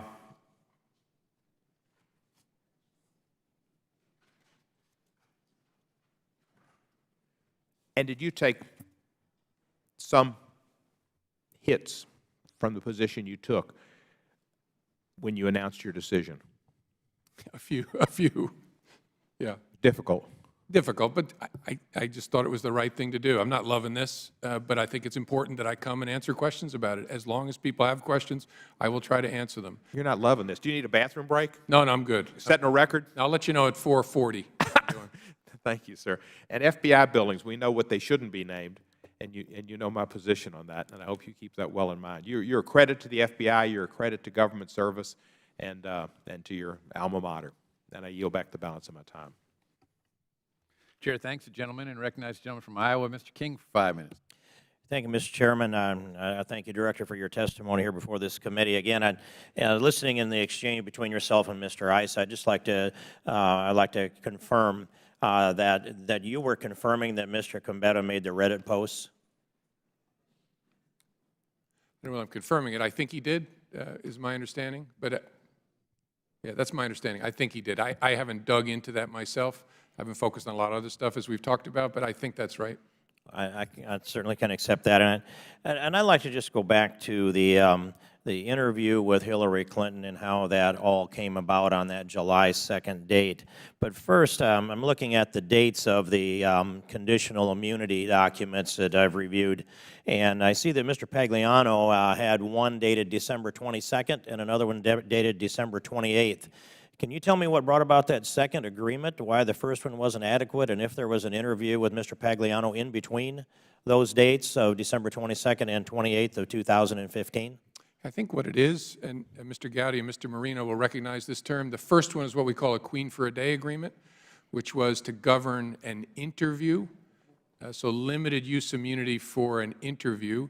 And then I believe the second one is the agreement for use immunity in connection with the investigation. So it's sort of a tryout for him to get interviewed, for prosecutors and investigators to poke at him, and then the second one is the agreement they reached. I think that's right. And to the extent of if we're going to go any further, we'll go off of the December 28th agreement. That'd be how I would understand that in your description. I think they're both important to him and his lawyer, but the first is an intermediate step to the second. Okay, thank you. Then, were you aware of the President's statement on October 9th, 2015, when he reported, this is reported on October 9th of 2015, that he said that Hillary Clinton would not have endangered national security? Obviously, I don't know the dates, but I remember public reporting on a statement like that. In the fall in October, and I'll state it as the report I have is October 9th. Then again, on April 10th, 2016, it was reported that the President had said that Hillary Clinton was careless, but not intentionally endangering national security. Were you aware of that statement as well? Yes. And then I'd like you, if you could characterize the interview. Sometime around, I believe, May 16th, it was reported that you said you intended to interview Hillary Clinton personally. I never said that because I never intended that. And I'm sure I didn't say that publicly. Were you aware of the report that was your public statement? Yes. I think I read it and smiled about it. People imagine the FBI director does things that the FBI director doesn't do. In fact, and I'm not disputing your answer, I'm just simply, for the record, this is This is a record that is dated September 28th, 2016, Buffalo News. It's got your picture on it, and takes us back to, that's when it was printed, excuse me, takes us back to a document, May 16th, 2016, has a picture of you in the front of it. Now I'll ask you to introduce it into the record. It says, FBI Director James Comey told reporters that he would personally interview Hillary Clinton, quote, in coming days, close quote. And I'd ask unanimous consent to introduce this article into the record. Without objection, it will be made. Thank you, Mr. Chairman. And not as a matter of indictment, I don't dispute your word on this. It's what the public expectation was hanging out there is my real point. And then with that public expectation, I think the public was surprised to learn about who was or wasn't in that room. Can you tell us who was in the room involved in either listening to or conducting the interview of Hillary Clinton on that date of July 2nd, 2016? I can't tell you for sure. I can give you a general sense. The witness and her legal team, and then on our side of the table, our agents, prosecutors from the Department of Justice. I don't know if any of our analysts were in there or not, but sort of our team, their team. And how many of your team, how many FBI investigators? I don't know for sure sitting here. I think we probably had 8 to 10 people on our side, prosecutors and agents. That's a knowable fact. I just don't know it sitting here. Prosecutors. Did Loretta Lynch have her people in there? If you mean Department of Justice lawyers, yes, sure. So how many Department of Justice lawyers would have been there? I don't know for sure. Again, I think it was probably about 8 people, probably about 4 lawyers, about 4 from the FBI. Okay. But again, I could be wrong. I think so. About around 4 investigators, around 4 potential prosecutors from the DOJ, a couple of attorneys for Hillary Clinton herself. That would set the scene fairly closely. I think that Secretary Clinton's team was bigger than that. I don't know the exact number. Okay. And then when you received the counsel as to the recommendation you were to make to Loretta Lynch, I'm going to just go through this quickly. You didn't review a videotape, an audio tape, or a transcript, so you would have had to rely upon the briefings from the people that were in the room who would have been your investigative team. Yes, the agents who conducted the interview, yes. And they were briefing off of notes that they had taken, which are now in the SCIF, but redacted. Right, they write them up in what's called an FBI 302. And so Loretta Lynch had her people in the room, and they would have had access to your investigators in the room. And out of that came a piece of advice to you that she had already said she was going to hand that responsibility over to you as director of the FBI as to making the recommendation, which turned out to be the decision on whether or not to indict Hillary Clinton. The time of the gentleman has expired. The director will answer the question. I'm not sure I'm following it entirely. There was no advice to me from the Attorney General or any of the lawyers working for her. My team formulated a recommendation that was communicated to me, and the FBI reached its conclusion as to what to do, uncoordinated from the Department of Justice. Even though Justice was in the room with your investigators, and I'd make that final comment, and I'd yield back. Thank you, Chairman. Sure. Chair, thanks, gentlemen. Recognize gentleman from Georgia, Mr. Johnson, for 5 minutes. Thank you, Mr. Chairman. Russian hacking into the databases of the Democratic National Committee and the Democratic Congressional Campaign Committee, as well as Russian hacks into the voter registration systems of Illinois and Arizona, serve as ominous warnings to the American people about the risks that our electoral processes face in this modern era. Unfortunately, Trump Republicans in the House are as obsessed with Hillary Clinton's damn emails as Trump has been about President Obama's birth certificate. Just like the Donald closed his birth certificate investigation after 5 years of fruitless investigation, however, I predict that the Trump Republicans will at some point close this email persecution. The American people are sick of it. The attention of the American public is increasingly focused on the security of this nation's election infrastructure. On Monday, the ranking members of the House and Senate Intelligence Committees, Senator Dianne Feinstein and Congressman Adam Schiff, issued a joint statement setting forth the current status of this investigation. It said this, and I quote, "Based on briefings we have received, we have concluded that the Russian intelligence agencies are making a serious and concerted effort to influence the U.S. election. They work closely with intelligence community individuals to be able to put that statement out to the American public. Director Comey, I don't want to ask you about any classified information, but is their statement accurate? I can't comment on that in this forum. As I said in my opening, we are investigating to try to understand exactly what mischief the Russians might be up to in connection with our political institutions and the election system more broadly, but I don't want to comment on that at this point. Free and fair elections are the linchpin of our society. A compromise or disruption of our election process is something that this Congress certainly should be looking into. Would you agree with that? I can't speak, sir, to what Congress should be looking into, but the FBI is looking into this very, very hard for the reasons you say. We take this extraordinarily seriously. Thank you. In June, the FBI Cyber Division issued a flash alert to state officials warning that hackers were attempting to penetrate their election systems. The title of the flash alert was, and I quote, "Targeting Activity Against State Board of Election Systems," end quote. The alert disclosed that the FBI is currently investigating cyber attacks against at least 2 states. Later in June, the FBI warned officials in Arizona about Russian assaults on their election system, and hackers also attacked the election system in Illinois, where they were able to download the data of at least 200,000 or up to 200,000 voters.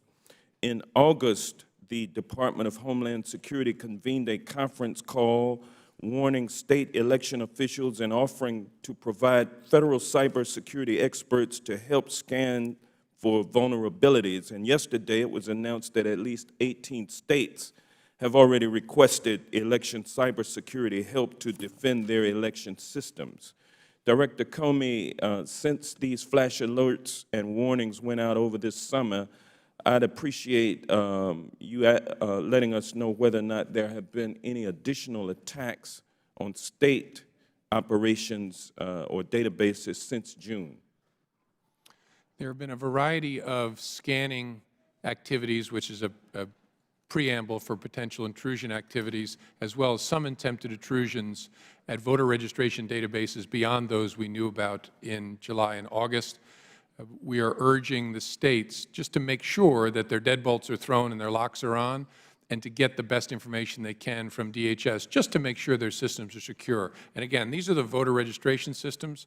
This is very different than the vote system in the United States, which is very, very hard for someone to hack into because it's so clunky and dispersed. It's Mary and Fred putting a machine under the basketball hoop at the gym. Those things are not connected to the Internet, but the voter registration systems are. So we urge the states to make sure you have the most current information and your systems are tight, because there's no doubt that some bad actors have been poking around. All right. With that, I will yield back the balance of my time, and thank you, sir. The chair recognizes the gentleman from Texas, Mr. Gomert, for 5 minutes. Thank you, Mr. Chairman. And Director Comey, thanks for being here. I was a bit astounded when you said the FBI is unable to control who a witness coming in voluntarily brings into an interview. I've seen a lot of FBI agents tell people who could come into an interview and who could not. And in this case, and I'm sure you've heard some of the questions raised by smart lawyers around the country about providing immunity to people like Cheryl Mills in return for her presenting a laptop that you had every authority to get a subpoena, and if you had brought a request for a search warrant, based on what we now know, I would have had no problem signing that warrant so you could go get it anywhere you want. And in fact, I've talked to former U.S. attorneys, AUSAs, who have said if an FBI agent came in and recommended that we give immunity to a witness to get her laptop that we could get with a subpoena or warrant, then I would ask the FBI not to ever allow this agent on a case. Can you explain succinctly why you chose to give immunity without a proffer of what was on the laptop, give immunity to Cheryl Mills while she was an important witness, and you could have gotten her laptop with a warrant or subpoena? Sure, I'll give it my best shot. The immunity we're calling about here, and the details really matter that we're talking about, is act of production immunity, which says, we want you to give us a thing. We won't use anything we find on that thing directly against you. Right? It's a fairly... Well, and I understand that, and I understood that from reading the immunity deal. And that's what's so shocking, because she was working directly with Hillary Clinton, and therefore it's expected, since the evidence indicates she was pretty well copied on so many of the emails that Hillary Clinton was using, that pretty much anything in there would have been usable against her. And you cleaned the slate before you ever knew. Now, some of the immunities you gave, the last paragraph mentions a proffer. Was there a proffer of what the witness would say before the immunity deals were given to those that got those immunities? Can I answer first, though, your question about why I think it made sense to have active production immunity for Cheryl Mills' laptop? I'd rather, my time is so limited. All right, please. it's an important question, and I think there's a reasonable answer, but I'll give it another time. I think in at least one of the cases, and I'm mixing up the guys, but with Mr. Gambetta, maybe also with Mr. Pagliano. No, I got that reversed. It's yes or no. Did you have a proffer from them as to what they would say before you gave them immunity? I believe there was a proffer session governed by what I just referred to as called a Queen for a Day agreement with at least one of them to try and understand what they would say. Because the deals that I've seen back 30 years ago before I went to the bench, the FBI would say, you and the DOJ, of course, we know FBI can't give immunity. It has to come from DOJ, just like it's not the FBI's job to say what a reasonable prosecutor should do or not do. You give them the evidence, and then you let them decide. But a proffer is made saying, this is what my client will say. Then the DOJ decides, based on that proffer, here's the plea we'll offer, here's the immunity we'll offer, and if your client deviates from that proffer, the deal's off. You got really nothing substantial. It's as if you went into the investigation determined to give immunity to people instead of getting a warrant. You gave immunity to people that you would need to make a case if a case were going to be made. And I know we have people across the aisle that are saying, well, it's only because she's a presidential candidate. It happens to be, in my case, I wouldn't care whether she was a presidential candidate or not. What is important to maintaining a civilization with justice and fairness is a little righteousness where people are treated fairly across the board. And it does not appear that in this case it comports with anything that FBI agents with centuries of experience have told me they've never seen anything like this. So one other thing, I know this happened before your watch, but under Director Mueller, Kim Jensen, who prepared 700 pages of training material for those who would go undercover and try to embed with al-Qaeda, it was wiped out because CARE and some of the people that were unindicted co-conspirators named in your Holy Land Foundation trial, they said, we don't like them. They do not allow agents to know what Kim Jensen put in that 700 pages that was so accurate, so good about Islam, that we could embed people in al-Qaeda and they wouldn't suspect them. I would encourage you to start training your FBI agents so whether they're in San Bernardino, Orlando, New Jersey, wherever, they can talk to a radicalized Islamist and determine whether they're radicalized. Without Kim Jensen's type material, you'll never be able to spot them again, and we'll keep having people die. Thank you. My time's expired. The time of the gentleman has expired. The director is permitted to respond if he chooses to do so. I don't think I have anything at this point. The chair recognizes the gentlewoman from California, Ms. Chu, for 5 minutes. Thank you. Director Comey, during this committee's oversight hearing last year, I asked you about the cases of Sherry Chen and Xiaosheng Qi, both U.S. citizens who were arrested by the FBI, accused of different crimes related to economic espionage for China, only to have those charges dropped without explanation. Since you last testified before the committee, both cases have been closed. Now, I know that you may not be personally familiar with the individual's cases or may not be inclined to comment on the facts of these cases to the committee today.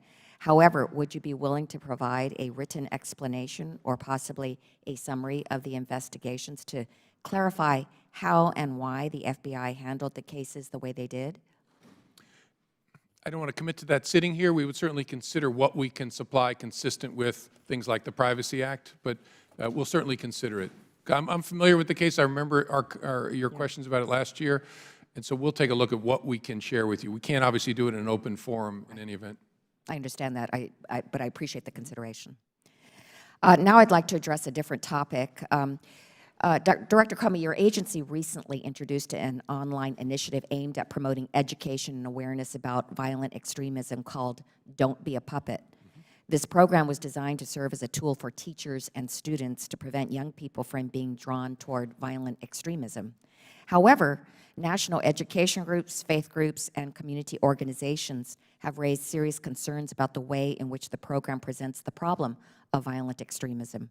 Particularly troublesome is the website's charge that teachers and students should look for warning signs that a person may be on a slippery slope of violent extremism and to report activity that may or may not be indicative of radicalization. For instance, the website encourages students and teachers to report when others use unusual language or talk about traveling to suspicious places. The user of the website, however, is left to draw inferences about what constitutes a suspicious place or what language is unusual enough to be reported to a trusted authority. For example, a trip to France or Germany, which hosts many far-right extremist groups, may not sound suspicious to many users, but a trip to Saudi Arabia or Iraq, home to various Muslim holy sites, possibly would. So, on August 9th, the American Federation of Teachers led a number of national groups in a letter written to you, and Mr. Chair, I'd like to submit this for the record. And among the many concerns they raise is the potential for such initiatives to exacerbate the profiling and bullying of students of Middle Eastern background and what they over and above what they already experience. So how do you respond to the concerns expressed by the American Federation of Teachers about the impact of the FBI's Don't Be a Puppet program and the effect it may have on schools and immigrant communities? Well, thank you for that. I'm glad they shared their feedback. Boy, I hope either before or after the feedback, they go on and actually go through the Don't Be a Puppet, because I've done it. I honestly can't understand the concerns. It's a very common sense thing. One of our big challenges is how, if a kid starts to go sideways towards violence, the people closest to him are going to see something likely. How do we get folks to a place where they're sensitized to make common sense judgments that this person may be headed in a very dangerous direction? It's never going to be perfect, but I actually think a lot of thought went into this, including faith groups, all kinds of civic groups, to make sure we got something that was good, common sense education for kids and for teachers. And so I'm a little bit at a loss. Maybe we ought to meet with them. They can show me which parts of it they actually think are problematic. But I think it's a pretty darn good piece of work is my overall reaction. So Director Comey, you've gone to the website and looked at it. So what then would you consider to be a place that sounds suspicious, or what would you consider to be an unusual language that somebody is speaking, so much so that a student should report them to the authorities? I think what it says is using unusual language, not speaking Pashto or French or German. I think it means speaking in an unusual way about things. And suspicious place, Syria, leaps to my mind. If someone is talking to classmates about thinking about traveling to Syria The classmates ought to be sensitized to that. The teacher ought to be sensitized to it so we can try and intervene with that kid before we have to lock them up for most of their life. But do you have evidence to show that this program is actually countering recruiting efforts by violent extremists? I don't, but it sure makes a lot of sense to me. It seems like, again, a common sense way to equip kids to resist the siren song that comes from radical Islamists or skinhead groups or hate groups of different kinds. And so, look, it's not, I'm sure it's not perfect, because nothing in life is. We'd welcome feedback, but the general idea makes a lot of sense to me. I yield back. The chair recognizes the gentleman from Ohio, Mr. Jordan, for 5 minutes. Thank you, Mr. Chairman. Director, in your opening comments, you said this was an unusual case. I would say that's the understatement of the year. Husband of the subject meets with the Attorney General 3 days before Secretary Clinton is interviewed by the FBI. 9 people get to sit in with Secretary Clinton during that interview. One of those was her Chief of Staff, Cheryl Mills, who was the subject of the investigation. 5 people get some kind of immunity. 5 people get some kind of immunity, yet no one is prosecuted. 3 of those people who get immunity take the 5th in front of Congress, and one of them doesn't even bother to show up when he's subpoenaed. Supposed to have been at that very chair you're sitting at. And of course, the Attorney General announces that she's going to follow your recommendations, even though she doesn't know what those recommendations are, the only time she's ever done that. So of course this was unusual. We've never seen anything like this, which sort of brings me to the post. I'd like to put up the post that some have talked about, which is the post by Mr. Combetta on Reddit. And you said earlier that you don't know if you examined this during your investigation, so let's examine it now. I need to strip out a VIP's address from a bunch of archived email. Basically, they don't want the VIP's email address exposed to anyone. Now, Director, when I hear the term strip out email address, I think of somebody's trying to hide something, somebody's trying to cover up something, and it sort of raises an important question from these 2 sentences. Who's the they who wants something hid, and who's the VIP who also wants something hid? Director Comey, is it likely the VIP well, actually not just a VIP, it's a very, very important person according to Mr. Combetta. Is it likely that that person is Secretary Clinton? Yes, sure. Okay, and is it also likely that the they refers to her Secretary Clinton's staff and specifically Cheryl Mills? I don't know that. Either her lawyers or some staff that had tasked him with the production. So one other thing that's important on that, if we could put that back up, one other thing that's important is the date. The date at the top says July 24th, 2014. So whenever I see a date, I'm sure you do the same thing, I always look at what's happening about that same time frame, what may have happened directly before that, and maybe directly after that.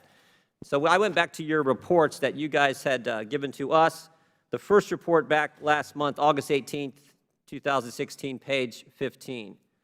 On page 15, it says, during the summer of 2014, State Department indicated to Cheryl Mills a request for Clinton's work-related emails would be forthcoming. State Department gives Cheryl Mills a heads up that she's got to go round up all of Secretary Clinton's email. On that same page, it says the House Select Committee on Benghazi had reached an agreement with the State Department regarding production of documents on July 23rd, 2014, just the day before, which I find kind of interesting. Then from your report that we got just last week, after reviewing several documents dated in and around July 23rd, 2014, Paul Combetta had a conversation with Cheryl Mills, and after reviewing a July 24th, there's that date again, 2014 email from Brian Pagliano, Paul Combetta explained Cheryl Mills was concerned Clinton's then current email address would be disclosed publicly.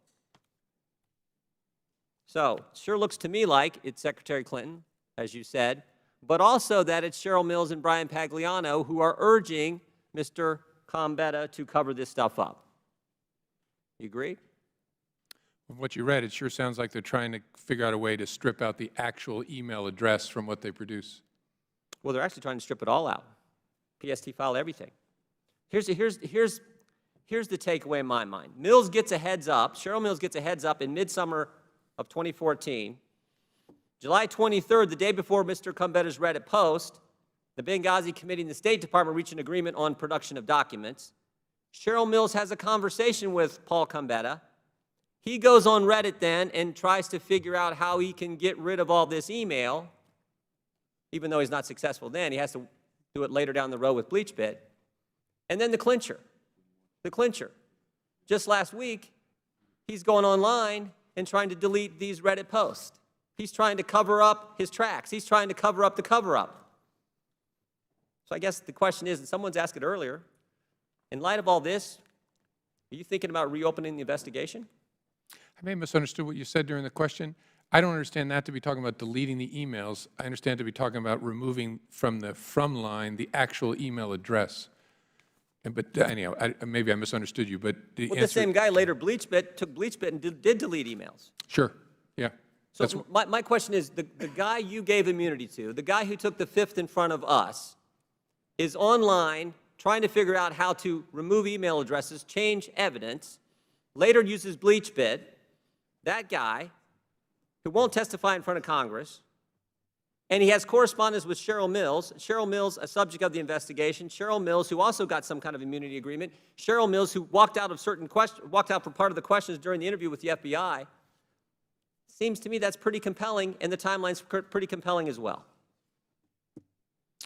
I'm not following compelling of what. There's no doubt that Gambetta was involved in deleting emails.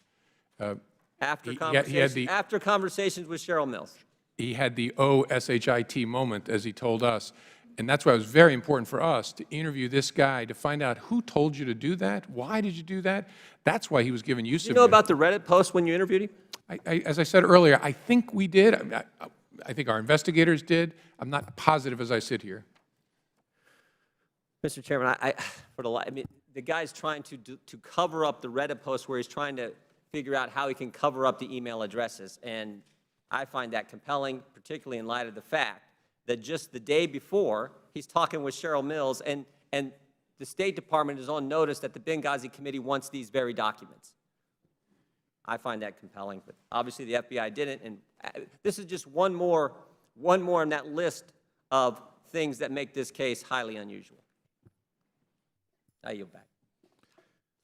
The Director is permitted to respond if he chooses to do so. No, I don't think so. The Chair recognizes the gentleman from Florida, Mr. Deutsch, for 5 minutes. Thank you, Mr. Chairman. Director Comey, the FBI is tasked with very serious responsibilities. You're on the front lines trying to prevent terrorist attacks. You're investigating public corruption. And as I told your agents on a recent visit to your Miami field office, I am grateful to you and your agents, all of the women and men of the FBI, for your dedication to and commitment to the pursuit of justice. We're most grateful. Now, one critical responsibility of the FBI is to investigate when American citizens violate federal laws involving improper contacts with foreign governments. And Director Comey, if an American national goes outside government channels to negotiate with a foreign government on behalf of the United States, that's a very, very serious crime, one that would violate the Logan Act, which, as you know, is the law that prohibits unauthorized people from negotiating with foreign governments in the place of the United States government. Director Comey, would the FBI take allegations of Logan Act violations seriously? Is that within your jurisdiction? Yes, it's within our jurisdiction. And if you had credible evidence that someone had violated the Logan Act, would the FBI investigate that alleged violation of law? I think we have done many Logan Act investigations over the years, and we certainly will in the future. And am I correct in assuming that you're familiar with publicly quoted comments from various intelligence sources that have said that Russia has targeted the United States with illegal state-directed hacking? I'm aware of the published reports. If an American citizen, Director Comey, conducted meetings with a Russian individual who has been sanctioned by the United States about potential weakening of U.S. sanctions policy in violation of the Logan Act, would the FBI investigate? I don't think it's appropriate to answer that. That gets too close to confirming or denying whether we have an investigation. It seems too close to real life, so I'm not going to comment. Okay, but you have investigated Logan Act violations. It's something that's clearly within your jurisdiction. I appreciate, Director Comey, your confirming that the FBI would treat these potential violations of law both seriously and urgently, because everything that I just outlined that you said the FBI would investigate has apparently happened already. Public reports suggest that the Logan Act may have been violated by Carter Page, one of the men Donald Trump singled out as a top foreign policy advisor, though now the campaign appears eager to revise Mr. Page's role, given the attention rightly being given to his illicit negotiations with a sanctioned Russian official. I've read reports from Yahoo News from last week that law enforcement may already be looking into this issue, and I assume we all agree that the allegations are very serious. Russia, a nation that hacks America, a nation that continues to enable the Assad regime to slaughter the Syrian people, a nation that threatens and violates the territorial integrity of its neighbors and our European allies. It is a dangerous violation of federal law if Donald Trump's advisor, Carter Page, is engaging in freelance negotiations with Russia. And here's what we know. In March, Donald Trump named Carter Page as a foreign policy advisor. In July, Mr. Page traveled to Moscow to give a speech that was harshly critical of the United States. And during that trip, Mr. Page is reported to have also met with a Russian official named Igor Sechin, a member of Vladimir Putin's inner circle and the president of the petroleum company Rosneft, who was sanctioned by the United States under Executive Order 13361, prohibiting him from traveling to the United States or conducting business with U.S. firms. So Mr. Sechin has a clear and personal interest in lifting U.S. sanctions against him and other top Russian officials put in place by President Obama after Russia's military action in Ukraine. Now, if these two men met to discuss sanctions policy or a lifting of sanctions under a potential Trump administration, this would be enormously concerning. Just last week, the press reported that U.S. intelligence officials are seeking to determine whether an American businessman identified by Donald Trump as one of his foreign policy advisors has opened up private communications with senior Russian officials, including talks about possible lifting of sanctions. Mr. Comey, it is illegal if Trump's advisor met with Russians who have been sanctioned by the United States about lifting these sanctions, and I am grateful for your reassurances this morning that the FBI would investigate potential violations of the Logan Act by any individual who engages in unauthorized negotiations with a foreign government. I remind my colleagues that Donald Trump invited Russia to hack the United States. I remind my colleagues that Donald Trump suggested breaking America's longstanding commitment to our NATO allies and weakening U.S. sanctions against Russia. Is there a connection between these reckless and dangerous policy proposals and the potential violation of the Logan Act by Donald Trump's Russia advisor? Mr. Comey, we appreciate very much the FBI's vigilance in pursuing justice. Mr. Chairman, I yield back. The gentleman is permitted to respond if he chooses to do so. The chair now recognizes the gentleman from Pennsylvania, Mr. Marino, for 5 minutes. Thank you, Chairman. Thank you, Director, for being here. I think we worked on a couple of cases together, our districts. Would you clarify something for me on active production immunity? Does active production immunity go beyond this scenario that I'm going to state? You ask for a computer from a witness. You give that witness act of production immunity that, in my interpretation, is that the agent who has that now in his or her hands, the witness is immune from the agent getting on the stand and saying, that person, this is that person's computer because they gave it to me. Does it go beyond that? Or was there additional immunity for Ms. Mills stating that anything on that computer cannot be used against her? As I recall it, Congressman, the active production immunity for Ms. Mills was, you give us this computer, we will not use, we the Justice Department, anything we find on the computer directly against you in connection with investigation or prosecution for mishandling of classified information. I think that's how they defined it. But that goes beyond act of production. Doesn't act of production simply state that I'm the agent, I can't get on the stand and say that belongs to that individual because they simply gave it to me? It sounds like more additional immunity was given that says, and what is on this we cannot hold against you. Well, I think of it as I still think of it as an active production immunity. That, from my experience, that's what I would characterize that agreement. I guess you're right, there could be a more limited form of active production immunity, which simply says, your fact of giving us this object will not be used against you directly. I'd have to think through whether it can be parsed that way, but I think I take your point. So that's why I'm saying additional immunity was given, and I don't think it was warranted at that point. Let me ask you a question. We both impaneled many grand juries, investigative grand juries. Why not impanel an investigative grand jury whereby you have reasonable suspicion that a crime may have been committed, and then you have the ability to get warrants, subpoenas, get this information, subpoena witnesses before the grand jury under oath, and if they take the fifth, if it's not the target, if they take the fifth, they simply and say, I'm not going to talk to you, you can give them, whether it's use immunity, the AG can give them that, and you had that authority, and then transactional has to come from the judge. And if they refuse to testify then you can say, fine, we're going to take you before a judge, hold you in contempt, and then you're going to sit in jail until you answer our questions. Wouldn't that have been much simpler and more effective than the way this has gone about? I know that I've done it many, many times, and sometimes we find a situation where there isn't enough evidence, and most of the time we find there is enough evidence. Yeah, no, it's a reasonable question.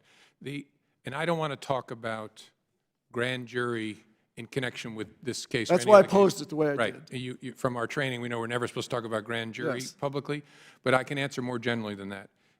If anytime you're talking about the prospect of subpoenaing a computer from a lawyer that involves the lawyer's practice of law, you know you're getting into a big Megillah. Okay, please let me interrupt you. Sure. I understand that clearly. Why did you not decide to go to an investigative grand jury? It would have been cleaner, it would have been much simpler, and you would have had more authority to make these witnesses testify. Not the target, but the witness testify. That seems the way to go, Director. We've done it thousands of times. This just was too convoluted. Yeah, again, I need to steer clear of talking about grand jury use in a particular matter.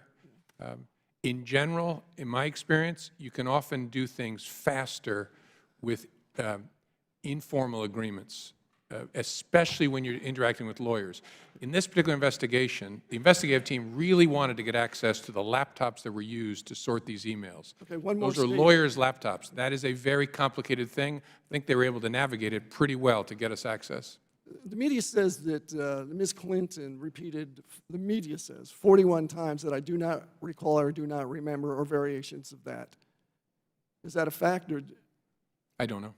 I'm not counted. I've read the 302, obviously. Wouldn't that be taken into consideration? I'm sorry? Wouldn't that selective memory be taken into consideration? Sure, the nature and quality of a subject's memory is always a factor. My time has expired. Thank you, sir. The chair recognizes the gentlewoman from Washington State, Ms. Thank you, Mr. Delbany, for 5 minutes. Thank you, Mr. Chair, and thank you, Director Comey, for spending all this time with us today. In 2010, the White House set up the Vulnerabilities Equities Process, the VEP, and implemented it in 2014. So it could give the government a process for determining whether, how, and when to disclose vulnerabilities to technology companies so that they would be able to address those vulnerabilities and patch them. And in a couple situations, I know there was disclosure from the FBI in April of this year. The FBI informed Apple of a security flaw in older versions of iOS and OS X. Its first vulnerability disclosure to Apple under the Vulnerability Equities Process. In May of this year, the FBI Cyber Division warned the private sector about a fake USB device charger that can log the keystrokes of certain wireless keyboards. And that was 15 months after the FBI discovered the vulnerability. In the warning, the FBI stated, quote, if placed strategically in an office or other location where individuals might use wireless devices, a malicious cyber actor could potentially harvest personally identifiable information, intellectual property, trade secrets, passwords, or other sensitive information, end quote. Other instances of the FBI using the VEP are scarce. And indeed, there have been reports that it's rare for the FBI to use this process. And so I wanted to ask you why this is and what's your view of the process? Thank you for that question. The process seems to me to be a reasonable process to in a structured fashion, bring everybody who might have an optic on this in the government together to talk about how do we think about disclosing a particular vulnerability to the private sector as against the equities that may be at stake in terms of national security in particular. And so I think it makes sense to have such a process. The FBI participates in it when we come across a vulnerability, that we know the vulnerability and that falls within the VEP's jurisdiction. I don't know the particulars of the case. You said there was a 15-month delay in disclosing a particular vulnerability. I don't know enough to react to that. Probably wouldn't react in an open forum in any event, but that's my overall reaction. And does every vulnerability you discover go through this process in terms of understanding whether or not you would disclose? I think there's a definition of what falls under the process. You have to know the vulnerability. So we have to have knowledge of, so what is it that allows it, the vulnerability to be exploited? We didn't, for example, in the San Bernardino case. We bought access, but we didn't know the vulnerability, what was behind it. But I forget the definition as I sit here of which vulnerabilities have to be considered. And so is there another process that you might use that's different from the VEP when you're looking at I don't know vulnerabilities and whether Before or not the VEP, I know our folks would routinely have making disclosure to private entities, but I don't think I don't know of a process outside of VEP. And so, but you're not sure if in every situation the VEP is used whenever you discover a vulnerability? Sounds like a circular answer, but if it's and obviously I didn't read the VEP before coming here today. We could get smart on it very quickly and have somebody talk to you about it. But if it falls in the definition of things that have to be discussed at the VEP, of course we do. I just can't remember what that definition is exactly. Okay, I'm trying to understand if a vulnerability is discovered, if there's always a standard process that you would go through to understand whether or not that's, that information would be disclosed, and if that process is the VEP. That's the... Yeah, that's a great question. I don't know the answer to that, whether there's a set of vulnerabilities that would fall outside of the VEP process, and if that's the case, how do we deal with it? I don't know sitting here. Thanks. If you have other feedback on that, I'd appreciate it at another time. Okay. In August, you said that stakeholders needed to take some time to collect information on the going dark issue and come back afterward to have an adult conversation. And I agree with you. And so I wondered if you would agree that there's room for us to work together on ways to help law enforcement that don't include mandating a backdoor. Totally. I keep reading that I'm an advocate of backdoors. I want to mandate backdoors. I am not. I have never advocated we have to have backdoors. We have to figure out how we can solve this problem together, and it has to be everybody who cares about it coming together to talk about it. I don't know exactly what the answer is, frankly. I can see the problem, which I think is my job, is to tell people the tools you're counting on us to use to keep you safe, they're less and less effective. That's a big problem. But what to do and how to do it is a really complicated thing, and I think everybody has to participate. Thank you. Thank you so much for that, and I yield back, Mr. Chair. Chair thanks the gentlewoman. Recognize the gentleman from South Carolina, Mr. Gowdy, for 5 minutes. Well, thank you, Mr. Chairman. I want to start by acknowledging progress. I think it's important that we do so. This morning, we've had 9 straight Democrats talk to the FBI about emails without asking for immunity. That's a record. And I suspect the reason that they have not asked for immunity from Director Comey is they would say they've done nothing wrong. I find that interesting because that's exactly what Heather Samuelson and Cheryl Mills' attorneys said. In fact, they said it just a few days ago, and I'll quote it. The FBI considered my clients to be witnesses and nothing more. And then Ms. Mills and Ms. Samuelson's attorney said this. I think this is the most interesting part. The Justice Department assured us my clients did nothing wrong. Well, Mr. Chairman, if you're assuring subjects or targets or witnesses, whatever you want to call them, that they've done nothing wrong, it does beg the question, what are you seeking and receiving immunity from? I mean, if you've done nothing wrong, laptops don't go to the Bureau of Prisons, Mr. Chairman. People do. So the immunity was not for the laptop. The immunity was for Cheryl Mills. And if the Department of Justice says you've done nothing wrong, it does beg the question of why you are seeking or receiving immunity. And it could be, Mr. Chairman, for a couple of different, it could be for the classified information that was the genesis of the investigation. It could be for the destruction of federal records which came from that initial investigation, or it could be both. Mr. Comey, I want to ask you this. Did the Bureau interview everyone who originated an email that ultimately went to Secretary Clinton that contained classified information? I don't think so. Nearly everyone, but not everyone.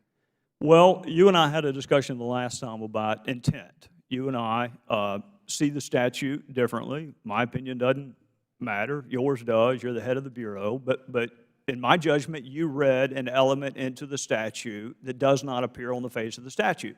And then we had a discussion about intent. So why would you not interview the originator of the email to, number one, determine whether or not that originator had a conversation with the secretary herself?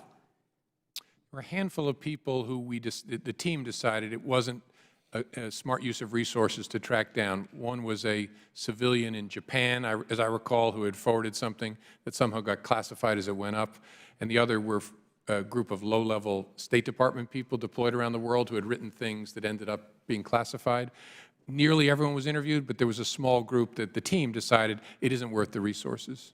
Well, to that extent, if you interview the overwhelming majority of the originators of the email, will you make those 302s available to Congress? Because I counted this morning 30-something 302s that we do not have. Okay. I'll go back and check. My goal is maximum transparency, consistent with our obligations under the law. I'll check on that. Well, and I appreciate it for this reason. Intent is awfully hard to prove. Very rarely do defendants announce ahead of time, I intend to commit this crime on this date. Go ahead and check the code section. I'm going to do it. That rarely happens.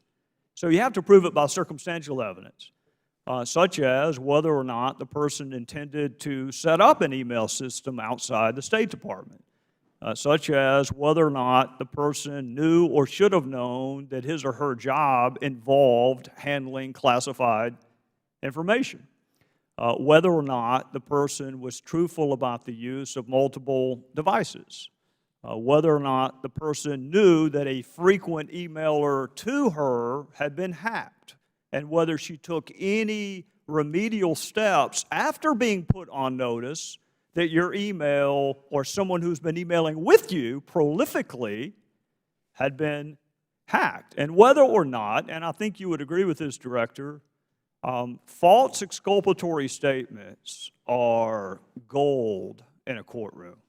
I would rather have a false exculpatory statement than a confession.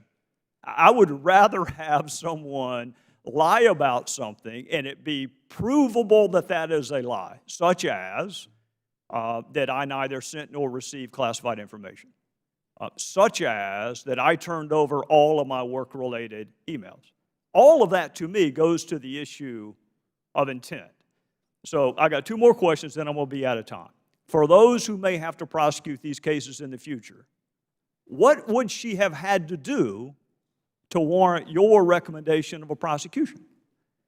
If all of that was not enough, because all of that's what she did, if all of that's not enough, I mean, surely you cannot be arguing that you have to have an intent to harm the United States to be subject to this prosecution. I mean, that's treason. That's not a violation of this statute. No, I think we'd have to be able to prove beyond a reasonable doubt a general awareness of the unlawfulness of your conduct. You knew you were doing something you shouldn't do.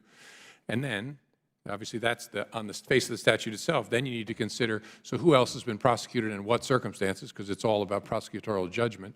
But those two things would be the key questions. Can you prove that the person knew they were doing something they shouldn't do, a general criminal intent, general mens rea, but the and way to treated other people similarly? The way to prove that is whether or not someone took steps to conceal or destroy what they've done. That is the best evidence you have, that they knew it was wrong, that they lied about it. It's very good evidence. Always want to look at what the subject said about their conduct. Well, and there's a lot. There's a lot. If you saw her initial press conference, it all falls under the heading of false exculpatory statement. I'm out of time, Mr. Chairman, but the director did. You started off by giving us examples of things the Bureau has done. And every one of us who's worked with the FBI, that is the FBI that I know. The one that went and saved that girl in North Carolina, that is the FBI that I know. What concerns me, Director, is when you have 5 immunity agreements and no prosecution, when you are allowing witnesses who happen to be lawyers, who happen to be targets, to sit in on an interview. That is not the FBI that I used to work with. So I've been really careful to not criticize you. In fact, I said it again this morning. They wanted to know, was he gotten to? Did somebody corrupt him? No, I just disagree with you. But it's really important to me that the FBI be respected. And you got to help us understand, because it looks to me like some things were done differently that I don't recall being done back when I used to work with them. And with that, I would yield back to the chairman. Can I respond to that? Yes, you may.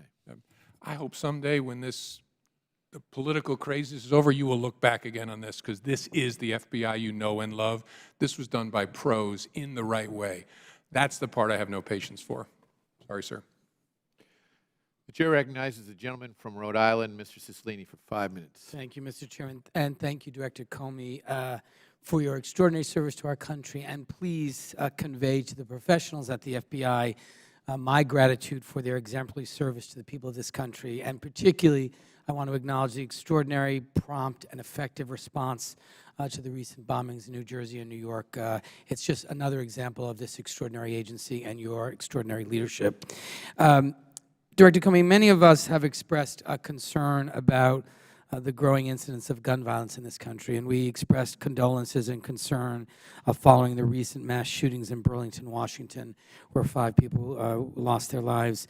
We shared the same sentiments after incidents in Aurora and Newtown and Charleston. But as more Americans lose their lives to senseless gun violence, this Congress has been absolutely silent and inactive on this issue. So I'd like to really turn to you in your career in public service, and both as a U.S. Attorney and now as the FBI Director, with so much experience in dealing with the consequences of gun violence, and ask you to kind of share with us what you think might be some things Congress could do to help reduce gun violence in this country. I know, if I recall correctly, in 2013 during our confirmation hearings, you at least alluded to your support for universal background checks, bans on illegal trafficking of guns, assault weapons, and high-capacity magazines. So I'm wondering what you think would be effective for us to do to help reduce the incidence of gun violence in this country. No, thank you, Congressman. And you're exactly right. We just spend a lot of time thinking, investigating, and mourning the deaths in mass shootings. I think it's really important, though, the Bureau not be in the policy business and be in the enforcement business. And so I'm going to respectfully avoid your question, honestly, because I think we should not be in the place of, we should be a factual input to you. We should not be suggesting particular laws with respect to guns or anything else. So let me ask you, Director, about a very specific enforcement challenge. I introduced a piece of legislation called the Unlawful Gun Buyer Alert Act to get at this issue of a default proceeds. This is where people buy a gun, they purchase a gun, but they are not permitted to buy one under law, but the 3-day time period has elapsed. And between 2010 and 2014, 15,729 sales to prohibited persons occurred. That means people who were not lawfully permitted to buy a gun got a gun 15,000 times. So my legislation would require that when that happens, that local law enforcement is notified. They can then make a decision. Should we go prosecute this person who's now in possession of a gun illegally? Should we, execute a search warrant? But they would at least be put on notice. In your community, a person who should not have a gun bought one, so they can take some action. Would that make sense in terms of your enforcement responsibilities? It might. I know ATF is notified in those circumstances. Which, of course, is a very different set of priorities for ATF. Do they go and actually execute a warrant and charge somebody? But there are state and local prohibitions on that that could be acted upon. So would it also make sense to notify local law enforcement? It might. I'd want to think through and ask ATF how do they think through the deconfliction issues that might arise there, but it's a reasonable thing to look at. My next question, Director, is there has been a recent discussion about implementing stop and frisk in cities to address crime, even at the national level. And although the data shows that this disproportionately targets people of color, and just to give you some context, in 2011, when stop and frisk activity reached an all-time high in New York City, police stopped 685,000 people. 53% of those individuals were black, 34% were Latino, and 9% were white. More than half were ages 14 to 24 years old. And of the 685,000 people that were stopped and frisked, 88% were neither arrested nor received any sort of citation. Do you believe this stop and frisk policy is an effective tactic to address crime in our nation's cities? What would a federal implementation look like that Mr. Trump has called for? And how can Congress minimize racial profiling and discriminatory, ineffective techniques like stop and frisk, and instead promote activities that build trust and confidence between the police and the community? I don't know what a federal program would look like because we're not in the policing business. We're investigative agencies at the federal level. But the Terry stop, the stop and frisk is not a term we use in the federal system. The Terry stop, which is a stop of an individual based on reasonable suspicion that they're engaged in criminal activity, is a very important law enforcement tool. To my mind, its effectiveness depends upon the conversation after the stop. When it's done well, someone is stopped, then they are told, I stopped you because. We have a report of a guy with a gray sweatshirt who matches you. That's why I stopped you, sir. I'm sorry. Or I stopped you because I saw you do this behavior. Because the danger is what's an effective law enforcement technique can become a source of estrangement for a community, and you need the help of the community. So it's an important tool when used right, and what makes the difference between right and wrong is what's the nature of the conversation with the person you stopped. Thank you, Director. Mr. Chairman, I would just like to finally associate myself with the remarks of Congressman Deutsch regarding the Logan Act violations and the remarks of many of my colleagues regarding the attempts by the Russians to interfere with our democracy and electoral process, and take great comfort in the Director's commitment to continue to understand this as an important responsibility of the agency to protect the integrity of our democracy. And with that, I yield back. Chair, thanks, gentlemen. The Chair recognizes the gentleman from Utah, Mr. Chaffetz, and as I do so, I want to thank him for making, as chairman of the Oversight and Government Reform Committee, this very nice hearing room available to us while the Judiciary Committee hearing room is under renovation. So, gentleman is recognized for 5 minutes with my thanks. Well, and I appreciate the extra 5 minutes of questioning for doing so, so thank you very much. Director, thank you for your accessibility. You have been very readily available, and we do appreciate that. This investigation started because the Inspector General found classified information in a non-secure setting, and the FBI went to a law firm and found this information. They seized at least one computer and at least one thumb drive. Did you need an immunity agreement to get those? It was not, I don't think there was immunity. In fact, I'm certain there was no immunity agreement used in connection with that. So did it really take the FBI a full year to figure out that Cheryl Mills and Heather Samuelson also had computers with classified information on? No, it took us to that point in the investigation to insist that we try to get them. Were you getting them because they had classified information or because there was some other information you wanted? No, we thought those were the tools, as we understood it, that have been used to sort the emails, and the investigative team very much wanted to understand, if they could, whether there was an electronic hail of how that had been done. Because the big issue was, what did they delete, what did they keep? But why did you need an immunity agreement? Why didn't they just cooperate and hand them over? The law firm did, didn't they? Well, yes. That's a question really I can't answer. That's between a lawyer and her client and the Justice Department lawyers. For whatever reason, her lawyer thought it was in her interest to get an active production immunity agreement with the Department of Justice. The FBI interviewed David Kendall's partner, but did not interview David Kendall. Why didn't you interview David Kendall? I don't remember. I don't remember that decision. Going back to this Reddit post, this is put up on July 24th of 2014. You believe this to be associated with Mr. Gambetta, correct? Yes, I think that's right. This is the one that Mr. Jordan put up about the need to strip out a VIP's very VIP email address and a bunch of archived email. This is he's referring to a federal record, isn't he? I don't know exactly which records he's referring to. How is this not a conscious effort to alter federal records? I mean, the proximity to the date is just stunning. I'm sorry, what's the question? How is this not a conscious effort to alter a federal record? Well, it depended on what the record was and exactly what he was trying to do, and whether there would be disclosure to the people they were producing it to, saying we changed this for privacy purposes. I just don't know sitting here. These are documents that were under subpoena. These federal records were under subpoena. They were under a preservation order. Did Mr. Gambetta destroy documents? I don't know whether that was true in July of 2014. They were under subpoena. Did he ultimately destroy federal records, Mr. Gambetta? Oh, I have no reason to believe he destroyed federal records. He used bleach bit, did he not? Yeah, the question is what was already produced before he used the bleach bit. He definitely, the reason he wanted immunity was he had done the bleach bit business after there was publicity about the demand from Congress for the records. That's a potential. And not just publicity, there was a subpoena. Right, that's potential. And there was communication from Cheryl Mills that there was a preservation order, correct? Yes. And he did indeed use bleach bit on these records. Sure. That's why the guy wouldn't talk to us without immunity. And so when you got immunity, what did you learn?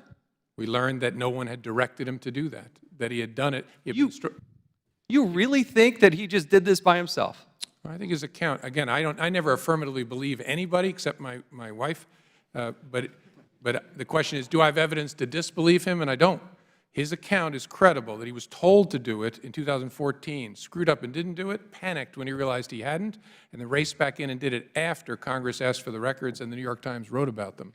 That was his SHIT moment. And that was credible. Again, I don't believe people, but we did not have evidence to disbelieve that and establish someone told him to do that. No email, no phone call, nothing. The hope was, if he had been told to do that, that would be a great piece of evidence. If we give him immunity, maybe he'll tell us, so-and-so told me to, so-and-so asked me to, and then we're working up the chain. But he did indeed destroy federal records, and he was told at some point to do this, correct? Who told him to do that initially? When he was supposed to do it in December, and he didn't do it. Who told him to do that? One of Secretary Clinton's staff members, I can't remember sitting here, we know that. One of her lawyers might have been Cheryl Mills. Someone on the team said, we don't need those emails anymore, get rid of the archive file. This is what's unbelievable about this, because there's classified information, there are federal records that were indeed destroyed. And that's just the fact pattern. Let's go back to this. Here's the other thing that I draw to your attention that is new. September 15th of this year, I issued a subpoena from the Oversight and Government Reform Committee. On these Reddit posts, 4 days later, they were destroyed or taken down. They were deleted. I would hope the FBI would take that into consideration. Again, we're trying under a properly issued subpoena to get to this information. Let's go to Heather Mills real quick. How does in the 2016 interview with Cheryl Mills, she says, quote, Mills did not learn, in the interview report, the interview summary from the FBI, Mills did not learn Clinton was using a private email server until after Clinton's tenure. Back, also, you have this interview with Mr. Pagliano, who said he approached, quote, Pagliano then approached Cheryl Mills in her office and relayed a State Department employee's concerns regarding federal records retention and the use of a private server. Pagliano remembers Mills replying that former secretaries of state had done similar things, to include Colin Powell. It goes then on to a page 10, and this is what I don't understand. The FBI writes, Clinton's immediate aides, to include Mills, Abedin, Sullivan, and a redacted name, told the FBI they were unaware of the existence of a private server until after Clinton's tenure at State or when it became public knowledge. But if you look back at the email from Heather Mills, if you go back to 2010, this is to Justin Cooper, okay? Mills to Cooper, who does not, he works for Clinton's, he doesn't work for the State Department.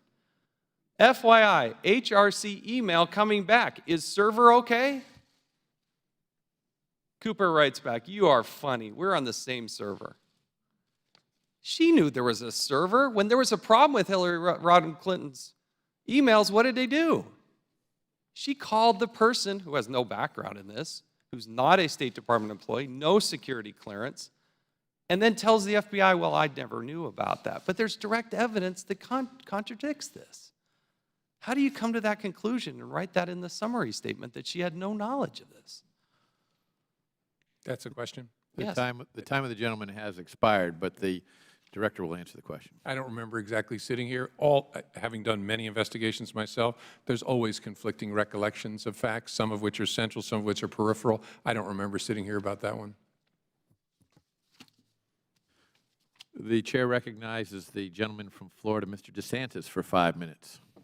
Director Comey, violent crime is up in this country, isn't it? Our UCR stats we just released show a rise in homicide and other violent crime in The 15. violent crime, I think, was about 4%, but the homicides were up 10%. Is that correct? Right, 10.8%. And that's a pretty startling, concerning increase. Do you agree?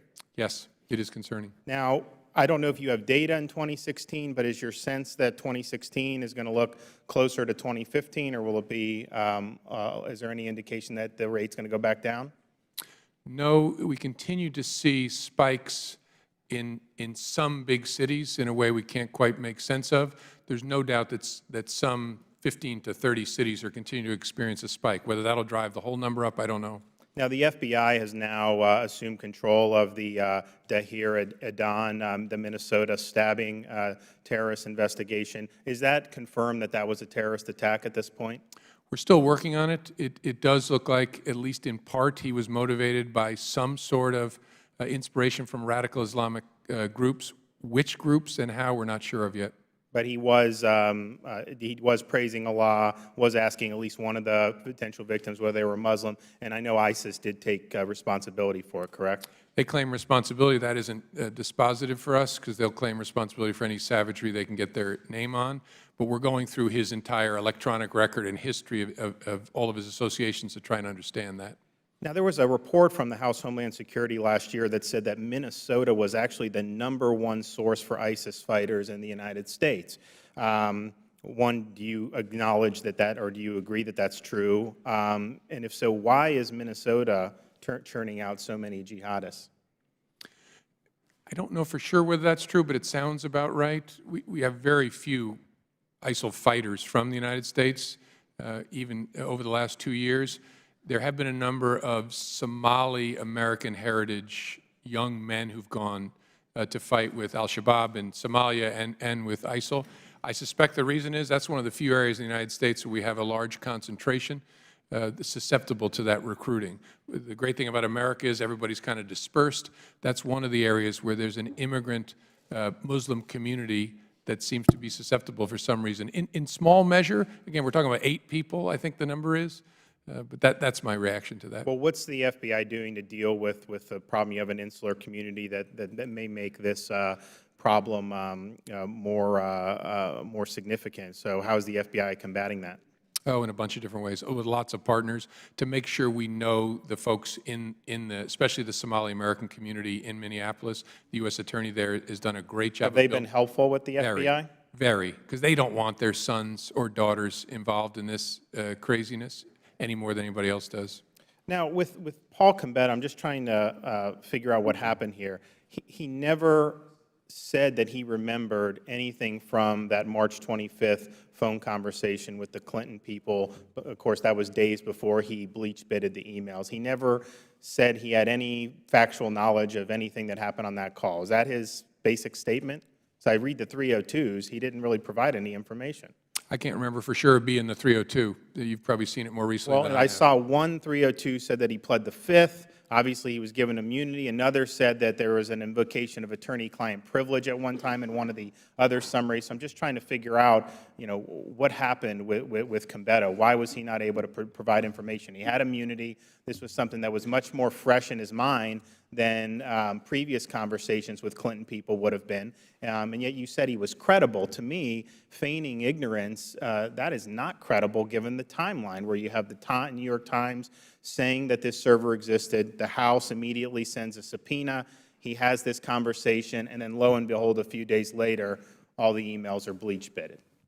Oh, he told us that with immunity, that no one directed him to do it, instructed him to do it. We developed no evidence to contradict that. Again, we're never in the business of believing people. The question is always, what evidence do we have that establishes disbelief?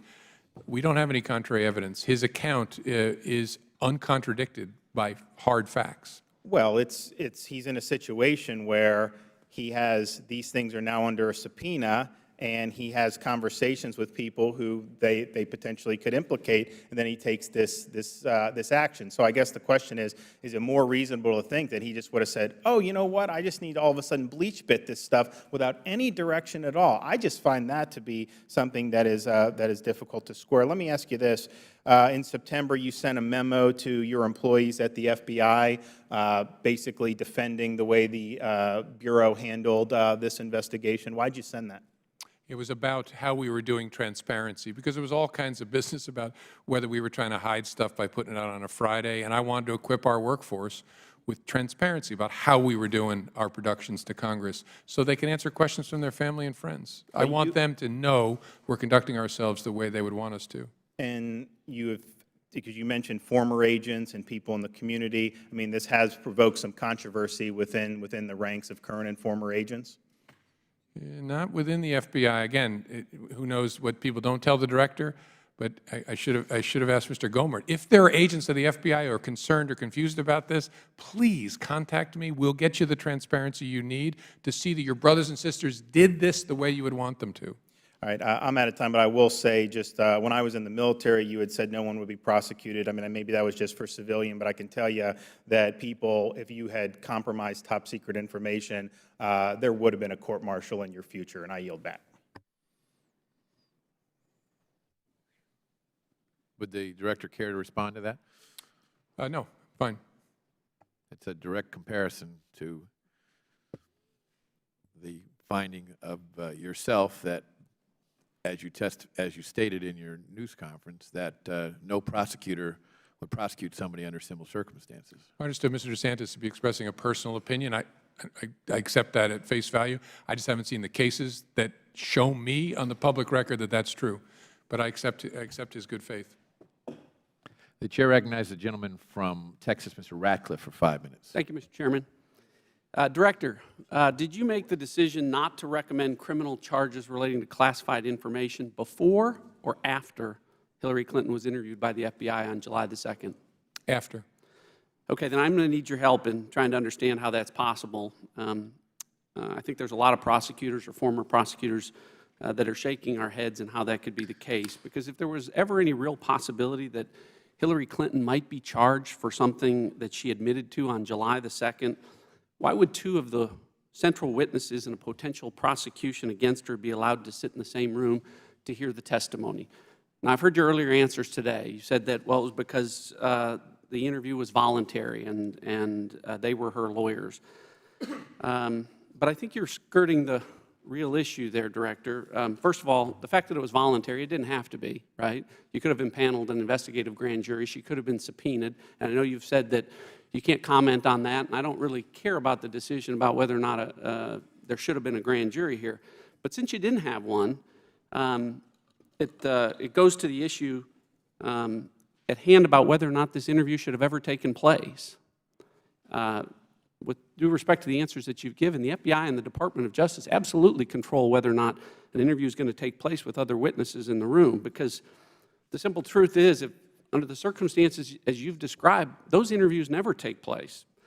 If there was ever any possibility that something Hillary Clinton might have said on July 2nd could have possibly resulted in criminal charges that might possibly resulted in a trial against her relating to this classified information, well then, to use your words, Director, I don't think that there's any reasonable prosecutor out there who would have allowed two immunized witnesses central to the prosecution to proving the case against her to sit in the room with the interview, the FBI interview of the subject of that investigation. And if I heard you earlier today, in your long career, I heard you say that you've never had that circumstance. Did I hear you correctly?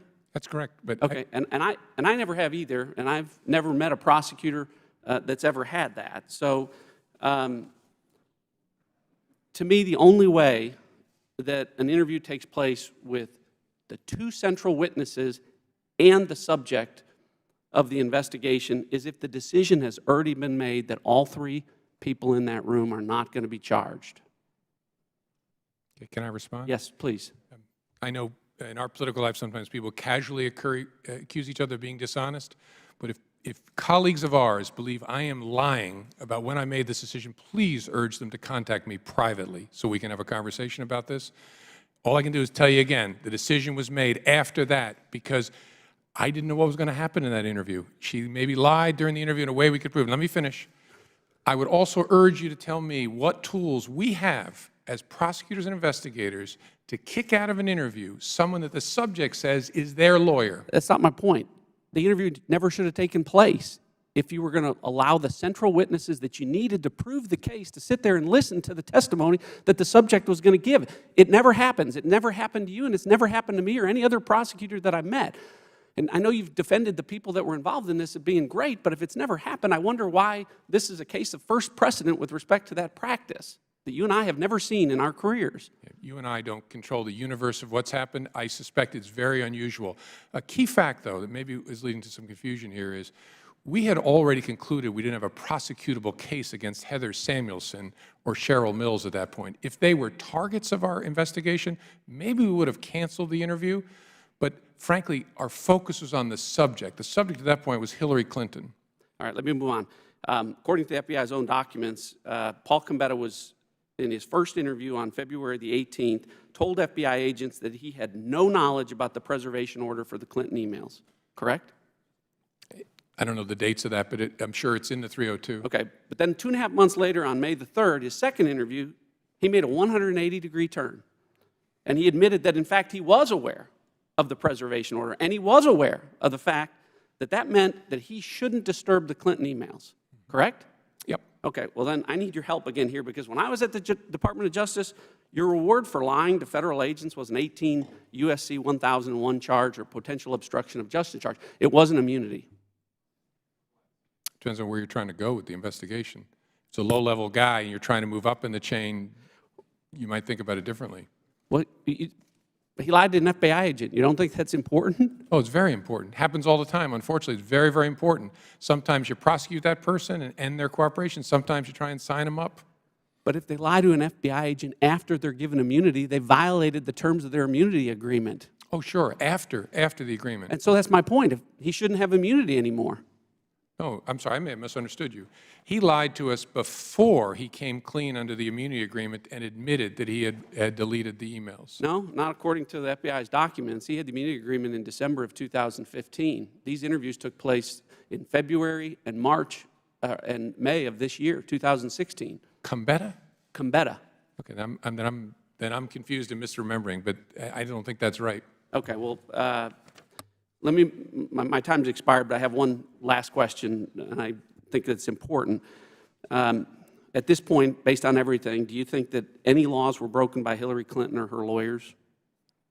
Do I think that any laws were broken? Yeah. I don't think there's evidence to establish that. Okay.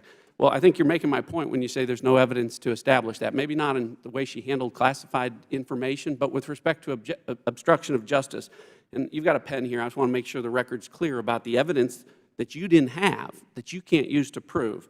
So this comes from the FBI's own report. It says that the FBI didn't have the Clintons' personal Apple server used for Hillary Clinton work emails. That was never located, so the FBI could never examine it. An Apple MacBook laptop and thumb drive that contained Hillary Clinton's email archives was lost, so the FBI never examined that. 2 BlackBerry devices, provided the FBI didn't have SIM cards or SD data cards. 13 Hillary Clinton personal mobile devices were lost, discarded, or destroyed with a hammer, so the FBI clearly didn't examine those. Various server backups were deleted over time, so the FBI didn't examine that. After the State Department and my colleague, Mr. Gowdy here, notified Ms. Clinton that her records would be sought by the Benghazi Committee, copies of her emails on the laptops of both of her lawyers, Cheryl Mills and Harold Mills, and Heather Samuelson, were wiped clean with bleach bits, so the FBI didn't review that. After those emails were subpoenaed, Hillary Clinton's email archive was also permanently deleted from the Platte River Network with bleach bit, so the FBI didn't review that. And also after the subpoena, backups of the Platte River server were manually deleted. Now, Director, hopefully that list is substantially accurate because it comes from your own documents. My question to you is this. Any one of those in that very, very long list, to me, says obstruction of justice. Collectively, they scream obstruction of justice. And to ignore them, I think, really allows not just reasonable prosecutors, but reasonable people to believe that maybe the decision on this was made a long time ago not to prosecute Hillary Clinton. And with that, I yield back. Director, do you care to respond? Very briefly, to ignore that which we don't have. We're in a fact-based world, so we make evaluations based on the evidence we're able to gather using the tools that we have. So it's hard for me to react to these things that you don't have. So that's my reaction to it. The chair recognizes the gentleman from Texas, Mr. Farenthold, for 5 minutes. Thank you very much. Director Comey, thank you for being here. I know this is, there are a lot of things you would probably much rather be doing than sitting on the hot seat, so to speak.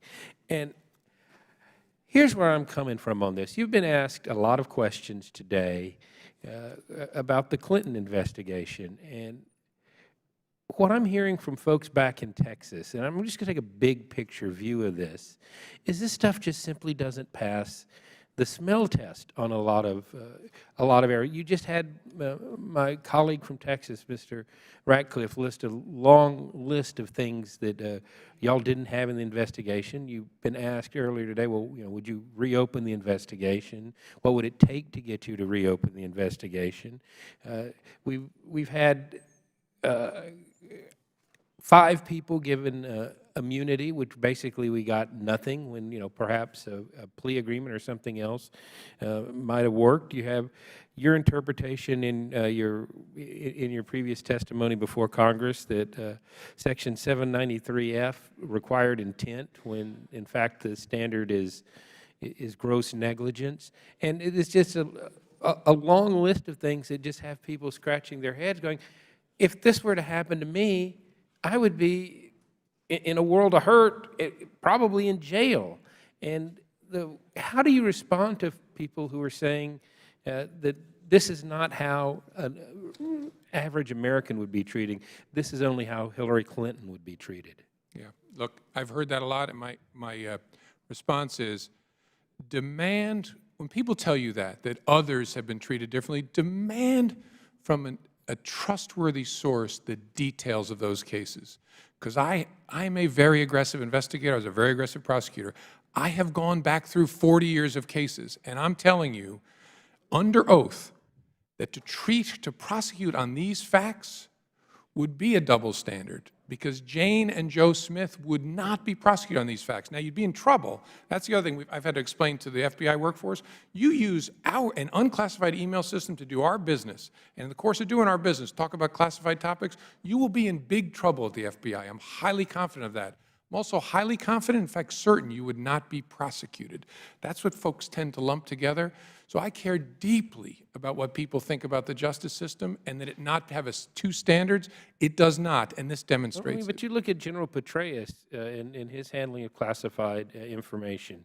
You look at, and I'll go back to what you're saying. But when you look at it, demand to know the facts. I don't want to dump on General Petraeus, because the case is over, but I would be happy to go through how very different that circumstance is than this circumstance. And you talk about, you tell your FBI agents, if you do what we're investigating here with material from the FBI, you'd be a world of trouble. I would assume that could potentially be fired. Is Hillary Clinton she didn't get in any trouble at the State Department. The only trouble she's got now is trying to explain it to the American people. Right, she's not a government employee, so the normal range of discipline that would be applied to FBI employees if they did something similar doesn't apply. And I think that's some of the reason for people's confusion, lumping these two together, and their frustration, but it is what it is. And all I can tell people is demand the facts. When people tell you, oh, so-and-so has been treated differently, demand the facts on that. All right, so if somebody were to, let's just do a hypothetical. Let's say somebody here in Congress were to email my personal email some classified information, and I'm on I get my phone, it comes to my cell phone too, my personal email comes to my personal cell phone. I look at it and go, wow, that probably shouldn't be on there, and don't do anything.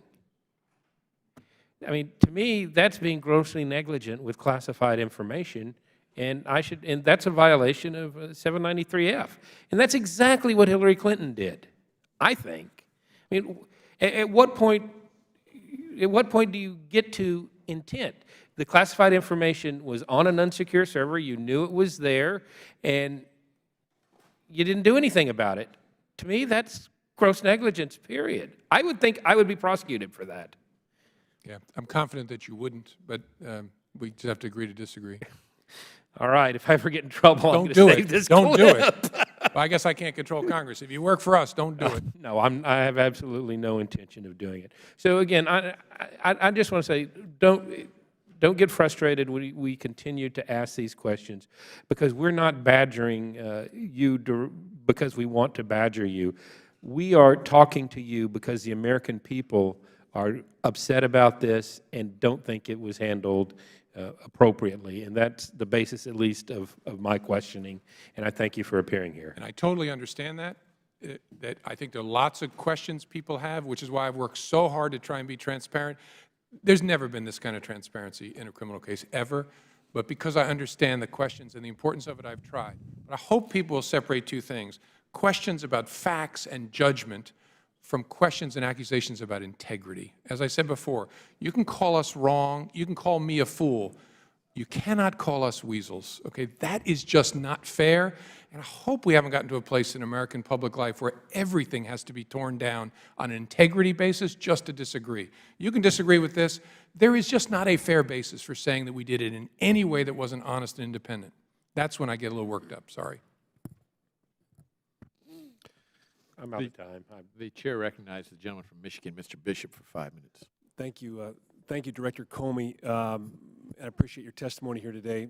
Just in follow-up to all this discussion regarding the Clinton investigation, specifically with regard to the interview of Secretary Clinton, I'm holding in my hand a memorandum from Deputy Attorney General James Cole. It's dated May 12, 2014.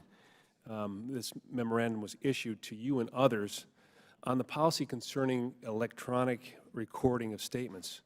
Are you familiar with this memorandum? Mm-hmm.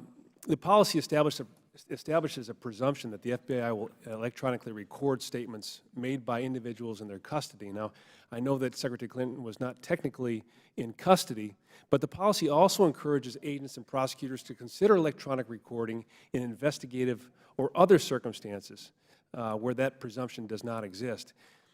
The policy also encourages agents and prosecutors to consult with each other in such circumstances. And given the magnitude of what we've been talking about today and the huge public interest and demand for information with regard to the public trust, I think this is specifically important to this discussion. Now, you're aware of this policy, correct? Right, that applies to people that are in handcuffs. But not, it also applies to, the policy also encourages agents and prosecutors to consider electronic recording in investigative matter and other matters where that presumption does not exist. Does it not? The FBI doesn't do it, but sure, I understand that they encouraged us to talk about it.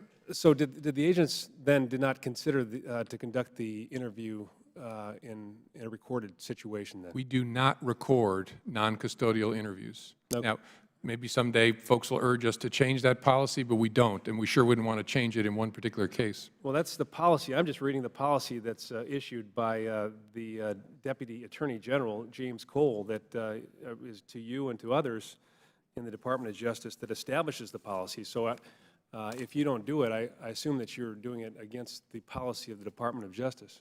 No, that policy only governs custodial interrogation, so people who've been locked up.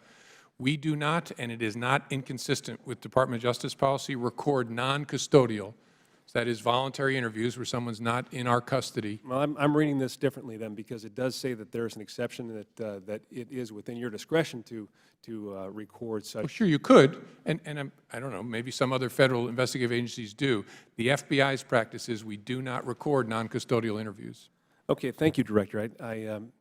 I want to pivot, if I can, and build off Representative DeSantis's questions with regard to the refugees attempting to enter the United States, and specifically with regard to Syrian refugees. Wondering if you can tell me, we've talked about this process and the fact that we do not have a process in place that we can rely upon. You've indicated before when you testified, and I asked the question, that we just simply don't have enough information to ensure that we have the information that we need to ensure that these people are not a threat to our country.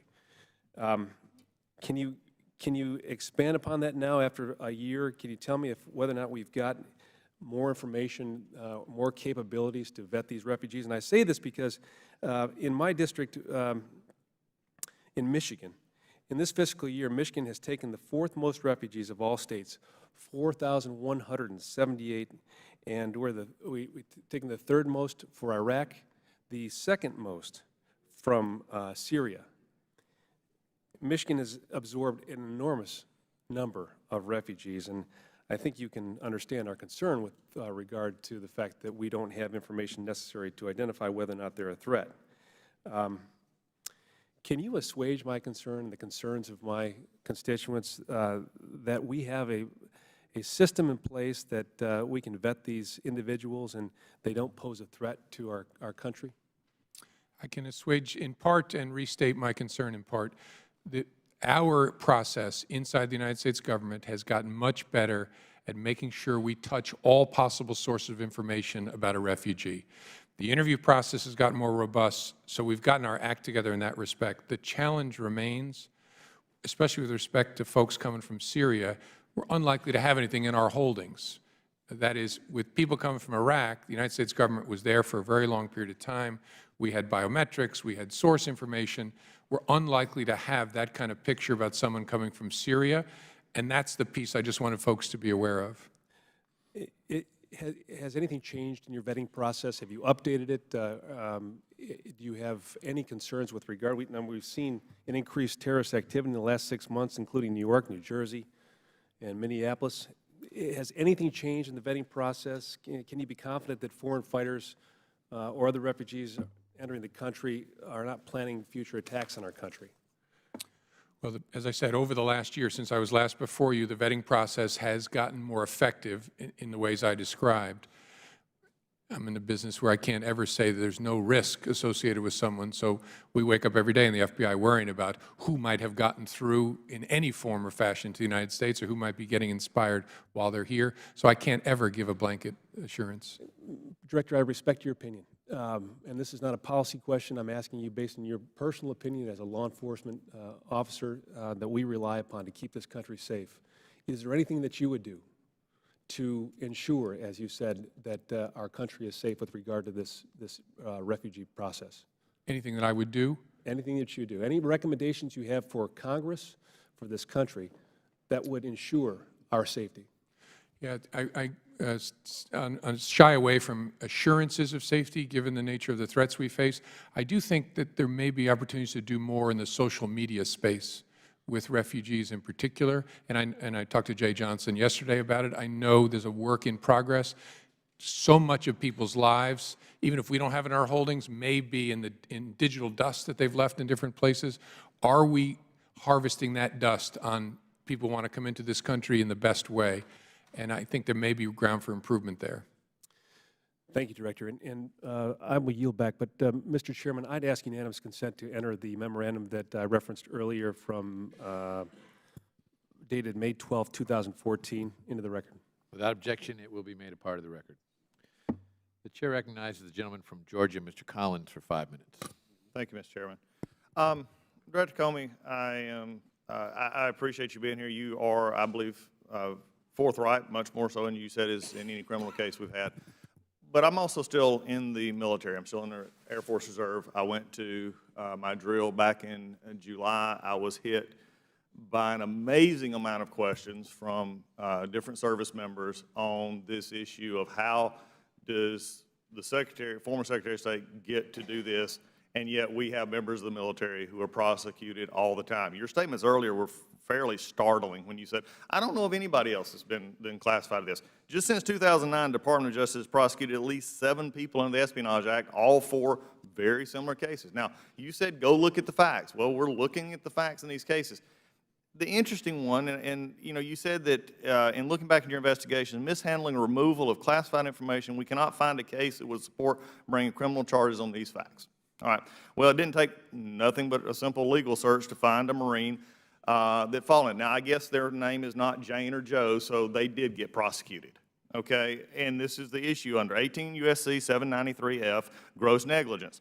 This is what the Marine did. They took classified information that was put into a gym bag, cleaned out, washed, and took. All right, simple mishandling. Court of Appeals actually upheld this case, and this is what they said, that the purpose of federal espionage statutes is to protect classified documents from unauthorized procedures such as removal from proper place of custody, which would mean how you deal with this. Regardless of means of removal, it was apparent gross negligence and was approximate cause of the document's removal.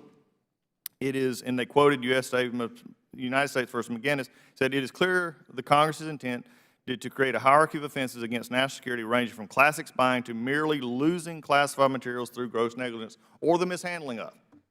It was sort of also ironic for me that when I had to go back in July in this past month when I went back, I had to do my annual information assurance training that went through everything that we have to do with handling classified information. I have been in a war zone. I've been in private. This is just common knowledge among most everybody in the world, obviously not to the Secretary. How can you then explain to me this Marine's mistake in taking classified documents or mishandling them is more severe than the Secretary of State who sent and received classified emails on a regular basis, including those that were originally classified, not those that were classified later, but were originally classified? Yeah, first of all, I'm familiar with the case, and I'm quite certain it's not a 793F case. It was prosecuted His as conviction was under 793F. Yeah, I don't think, I mean, I'll go back and check again. I'd urge you to, too. I'm pretty sure it's not under the gross negligence prong of 793F. But it's a Uniform Court of Military Justice prosecution, not by the Department of Justice, am I remembering correctly? This was from and is appealed out in the U.S. the Court of Appeals for the Armed Forces did actually hold it on this. Yes. But regardless, I think even, I don't think this is under the same provision, but even there, that's a case involving someone who actually stole classified information, hard copies. What people need to remember, and I don't say this to make a little of it, I think it's a very serious matter. What happened here is the Secretary used an unclassified email system, her personal system, to conduct her business. And let's just stop right there. That in and of itself, and I understand this, Dr. Cummings, we've been through, you've been through a lot of questions, I apologize. But let's just come back to the basics here.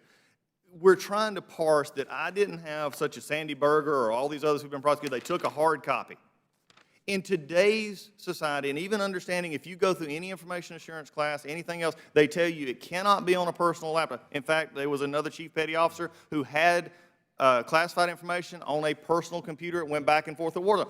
That is not physical documents. It's on a, to parse words like that is why the American people are fed up. They're fed up with the IRS commissioner when he does it. They're fed up here. I'm not attacking your, I think you're one of the more upright people I've met. I think you just blew it. I think the Attorney General blew it. I shared this with her. And I think when we come to this saying there's no other way that you can say that there's no others that resemble this, as a lawyer, you're taught all the time to take facts and put them, they may not be exact, but they fit under the law. You can't, I mean, so I guess maybe I'm going to change the question because we're going to go down to a dead end. You're going to say it wasn't. But let me ask you this. I want to change questions. Do you honestly believe that a lady, a woman of vast intelligence, who is the First Lady of the United States, who is a senator who had access to classified information, all the members here do, who is Secretary of State who had even further classification ability, even beyond what we have here. Do you believe that in this case, honestly, she was not grossly negligent or criminal in her acts? First of all, I don't believe anyone other than my wife. My question is, what evidence do I have to establish that state of mind? And I don't believe I have evidence to establish it beyond a reasonable doubt. Then really what we're saying here is this. She is, and this is in essence what you're saying. You said, I can't prove it, and I understand. There's a lot of folks out there in the law that, they come to us all the time. I'm an attorney as well, and they come to us and say, it's not what we know, it's not what we think, it's what we can prove. I get it. But here's the problem with this, and this is the person who's asking to lead this country. If she can hide behind this and gleefully get approval from the FBI through an investigation, which has been covered here thoroughly, then I just do not understand. She is either the most arrogant, which probably so, or the most insanely naive person we've ever met. Because when I actually show evidences of basically the same thing, which you can take facts and correlate to law, this is why the armed forces right now have the new term called the Clinton defense. I didn't know. I didn't mean to. It's on my, it's the Clinton defense. With questions like this, Director, we have give the ability now to where nobody takes this seriously. And this is why people are upset.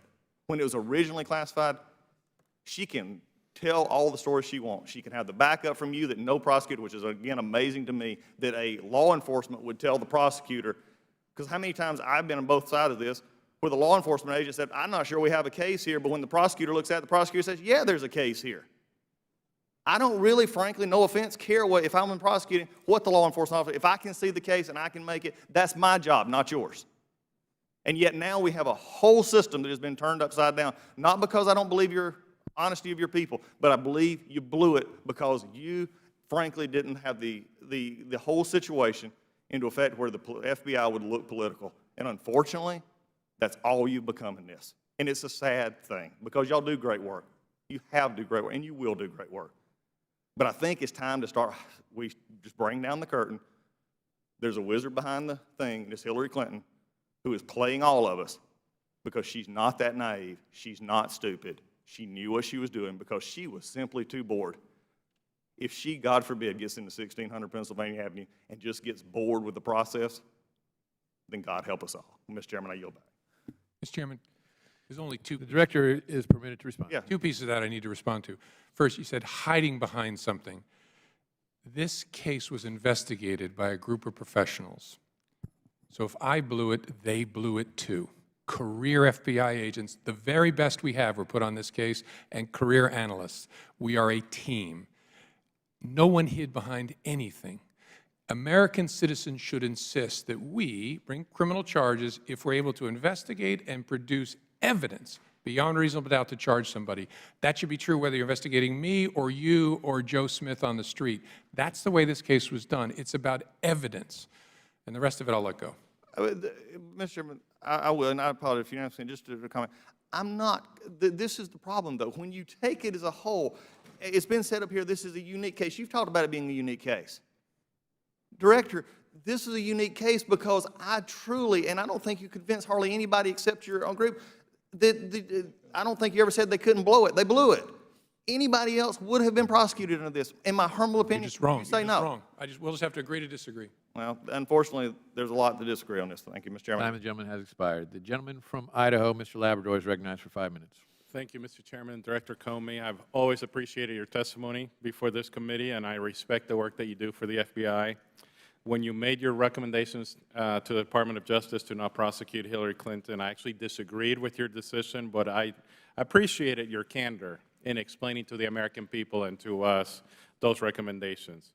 Since that decision, I continue to view you as honorable and a strong leader for the critical federal agency. In fact, I did 20 town hall meetings over the recess, and I was lambasted at every one of them. In fact, I think I lost votes because I defended your integrity at every one of those town hall meetings. And I told them why, even though I disagreed with your conclusions, I thought you came to it from an honorable place.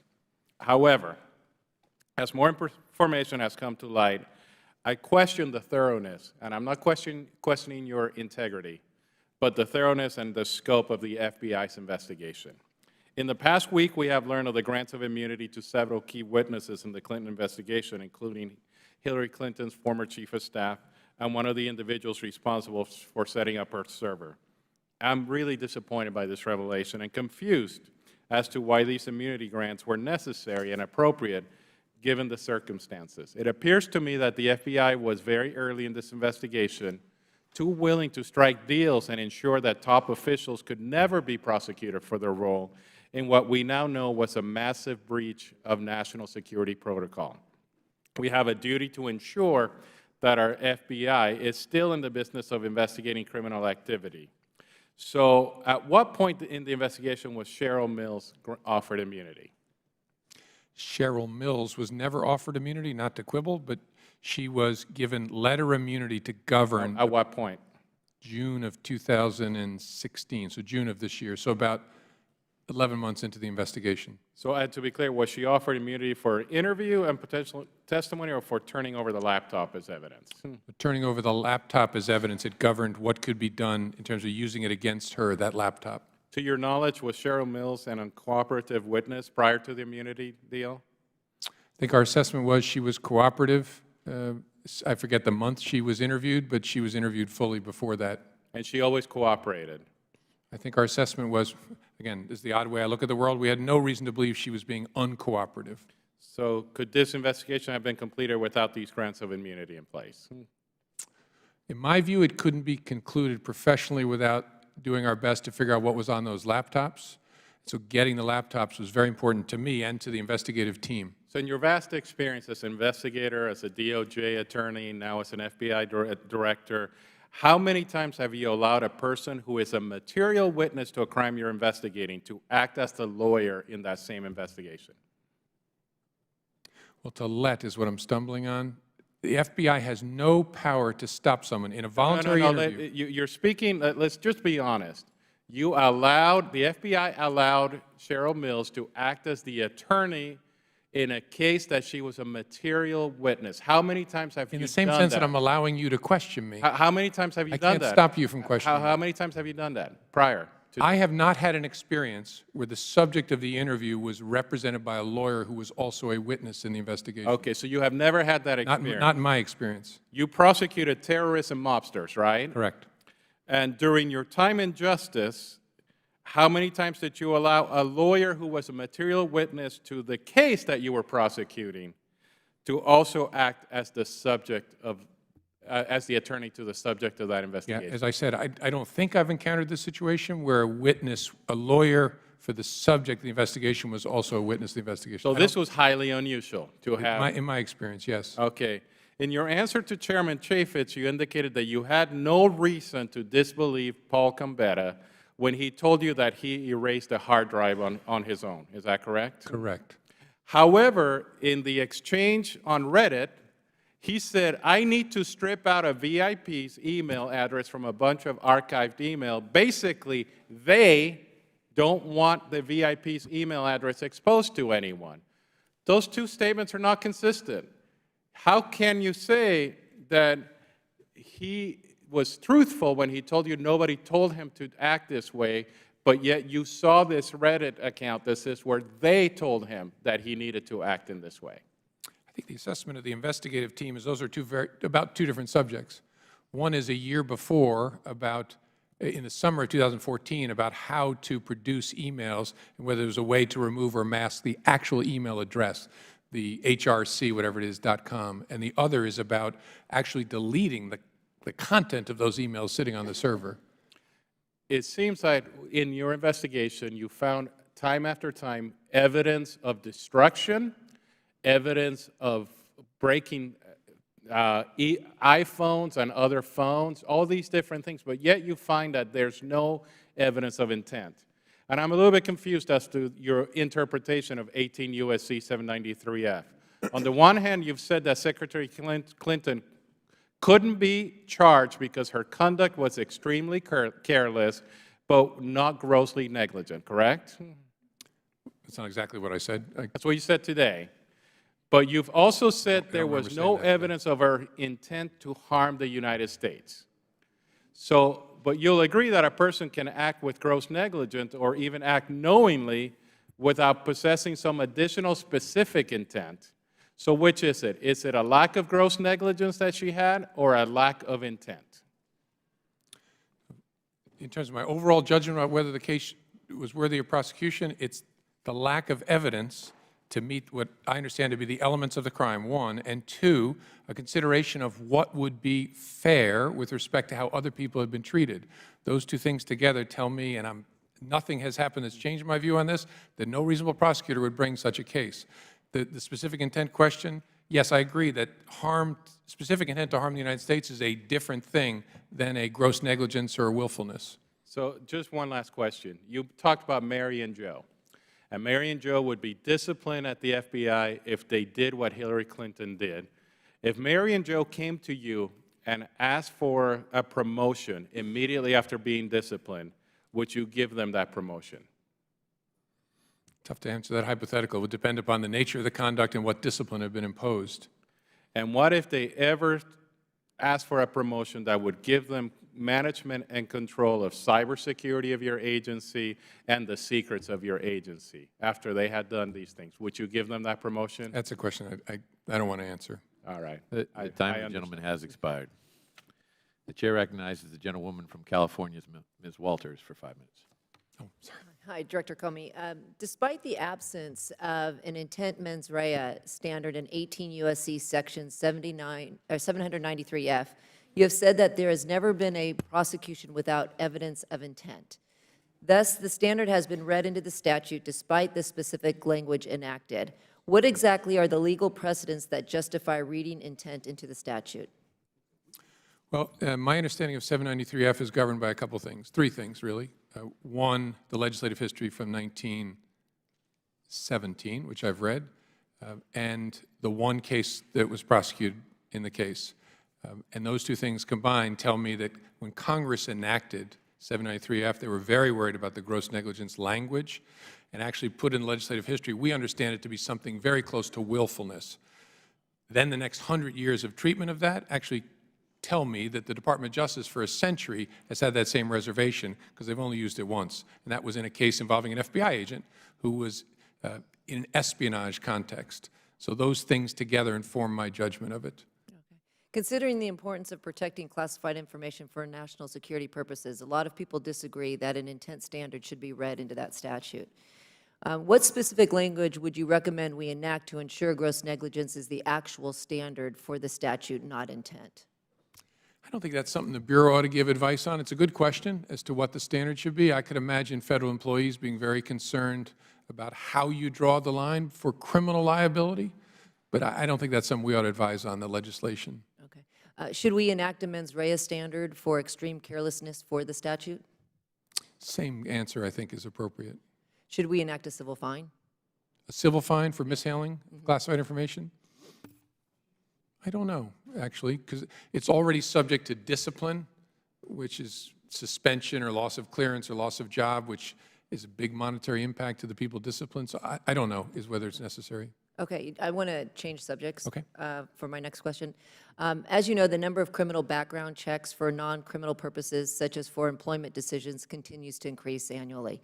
I don't expect that you have this information on hand. However, would you be willing to provide the committee and my staff with the number of criminal history record checks for fingerprint-based background checks that the FBI has conducted over each of the past 5 years? And what are your thoughts regarding whether the FBI has the capacity to process the increasing number of background check requests? I'm sure we can get you that number because I'm sure we track it, so I'll make sure my staff follows up with you. I do believe we have the resources.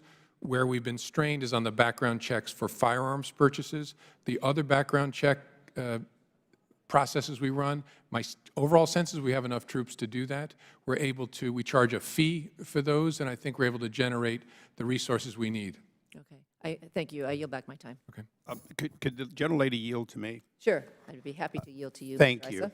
Thank you. Director, some time ago you appeared before this committee and you told us that you had exhausted all of the capability to unlock the San Bernardino iPhone, the 5C. Did that turn out to be true? Still true. That you had exhausted all of your capability? At the FBI head, yes. So shouldn't we be concerned from a cyber standpoint that you couldn't unlock a phone that, in fact, an Israeli company came forward and unlocked for you, and basically a Cambridge professor or student for $90 is shown also to be able to unlock and mirror or duplicate the memory? And this is purely a question of you apparently do not have the resources to do that which others can do. Isn't that correct? I'm sure that's true in a whole bunch of respects, but first I got to correct you. I'm not confirming. You said an Israeli company. I'm not. Well, okay. A contractor for you reported to be for $1 million unlocked the phone. So I would ask you to confirm the phone got unlocked, right? Yes, it did. Okay. So the technology could be created outside of ordering a company to essentially re-engineer their software for you, correct? Yeah, in this particular case, yes. Okay, and so you lack that capability. How can this committee know that you're in the process of developing that sort of technology, the equivalent of the Cambridge $90 technology? How can the committee know? Yeah. I mean, in other words, where are the assurances that you're going to get robust enough? We have an encryption working group that was formed between multiple committees to no small extent because of your action of going to a magistrate and getting an order because you lack that capability, and we're trying a new technique of ordering a company to go invent for you. The question is, how do we know that won't happen again, that you will go to the court, ask for something, when in fact the technology exists or could exist to do it in some other way, a technology that you should have at your disposal, or at least some federal agency should, like the NSA? Well, first of all, it could well happen again, which is why I think it's great that people are talking about what we might do about this problem. It's an interesting question as to whether we ought to invest in us having the ability to hack into people's devices. Whether that's the best solution doesn't strike me as the best solution, but we are, and I've asked for more money in the 17 budget, trying to invest in building those capabilities so when we really need to be able to get into the device, we can. It's not scalable, and I'm not sure it would be thrilling to companies like Apple to know we're investing money to try and figure out how to hack into their stuff.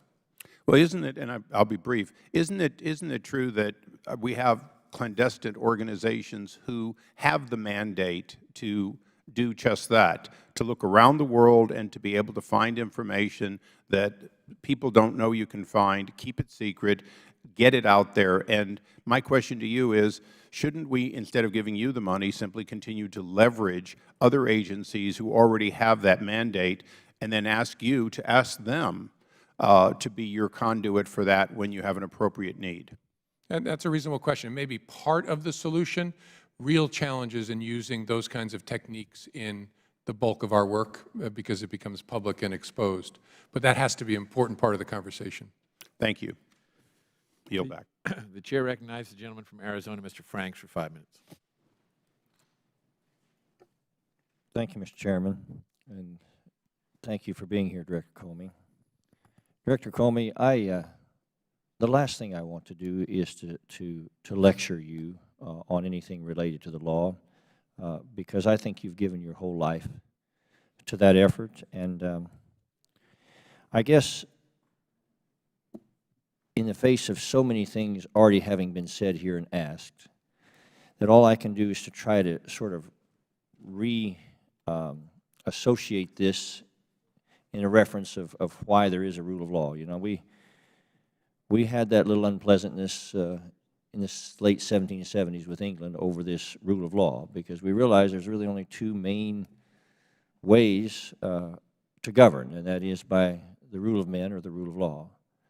And sometimes it's important for all of us just to kind of reconnect what this whole enterprise of America is all about. And I, again, don't seek to lecture you in that regard. And I know, and you have to forgive me for being a Republican partisan here, because I am very biased in this case. But I know that when you interviewed Mrs. Clinton, you were up against someone that really should have an earned doctorate of duplicity and deception hanging on her wall. I don't know that you probably could have interviewed a more gifted prevaricator. So I know you were up against the best. But having said that, when I read the law here that I know so many have already referenced, I think maybe that's the best way for me to do that. 18 U.S.C. 1924 provides that any federal official who, quote, becomes possessed of documents or materials containing classified information of the United States and knowingly removes such documents or materials without authority and with the intent to retain such documents or materials at an unauthorized location shall be fined under this title or imprisoned for not more than 1 year or both. Now, I didn't miss one word there. It does not require, that section does not require an intent to profit. It doesn't require harm to the United States or otherwise to act in any manner disloyal to the United States. It only requires intent to retain classified documents at an unauthorized location. And I believe, sir, in all sincerity to you, person to person, I believe that some of your comments reflected that that's what occurred. Over the last several months, I believe that's the case. And So I have to, it's my job to ask you again, why the simple clarity of that law was not applied in this case, because the implications here are so profound for your children and mine, for this country. They are so profound. And again, I don't envy your job, but I want to give you the remainder of the time to help me understand why a law like this that any law school graduate, if we can't apply this one in this case, how in God's name can we apply it in any case in the world? Why is it even written? So I'm going to stop there and ask your forbearance and just go for it. Sure. No, it's a reasonable question. That is the 18 U.S.C. 1924 is the misdemeanor mishandling statute. That is the basis on which most people have been prosecuted for mishandling classified information have been prosecuted. It is not a strict liability statute. I was one of the people when I was in the private sector who argued against strict liability criminal statutes. It requires, in the view of the Department of Justice and over long practice, proof of some criminal intent, not specific intent to harm the United States, but a general awareness that you're doing something that's unlawful. So you have to prove criminal intent. So there's two problems in this case. One is developing the evidence to prove beyond a reasonable doubt that Secretary Clinton acted with that criminal intent. And second, even if you could do that, which you can't, looking at the history of other cases, what would be the right thing to do here? Has anybody ever been prosecuted on anything near these facts? And again, I keep telling the folks at home, when people tell you lots of people have been prosecuted for this, please demand the details of those cases, because I've been through them all. So that combination of what the statute requires and the history of prosecutions told me, and again, people can take a different view, and it's reasonable to disagree, that no reasonable prosecutor would bring that case. That, in a nutshell, is what it is. You said it was a reasonable question, it was a reasonable answer, but I can't find that in the statute. Thank you, sir. Thank you. The chair recognizes the gentleman from Louisiana, Mr. Richmond, for 5 minutes. Thank you, Mr. Chairman. Director Comey, and I'm going down a completely different path. Our law enforcement in this country have a consistent enemy in a group called sovereign citizens. And what I have seen in my district, we lost 2 officers in St. John Parish about 4 years ago. And we just lost another 3 officers in Baton Rouge with another couple injured. In the case in St. John Parish, we actually had the perpetrators on the radar in North Louisiana. And at some point, they moved to South Louisiana in my district, and we lost contact. So when St. John Parish deputies went to their trailer park, they had no idea what they were walking into, and they walked into an ambush with AR-15s and AK-47s, and the unimaginable happened. So through NKIC and other things, are you all focused on making sure, and I think there are about 100,000 of them, but are you all focused on making sure that our law enforcement has the best information when dealing with whether it's sovereign citizen or terrorist cells or other bad actors, that that information gets to the locals so they're not surprised and ambushed?